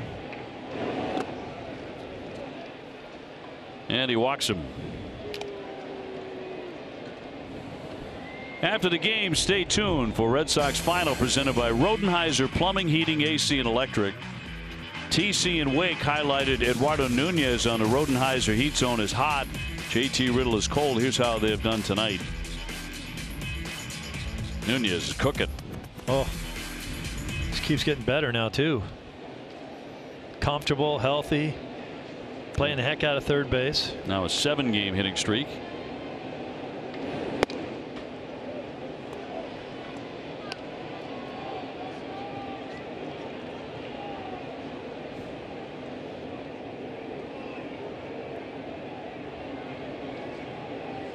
Ortega with a couple of hits tonight. He's gone 2 for 4 and eyes a strike.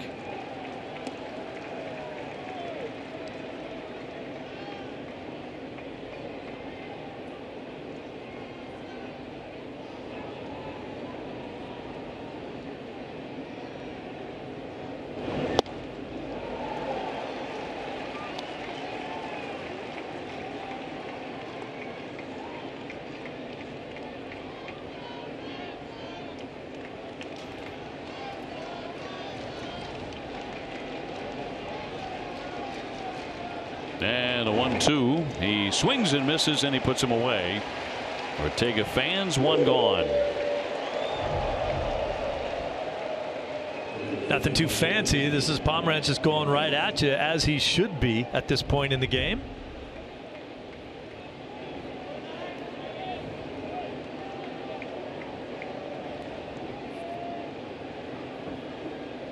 The Red Sox also had the last 11-run inning against the Marlins in Marlins history. It was in 2003.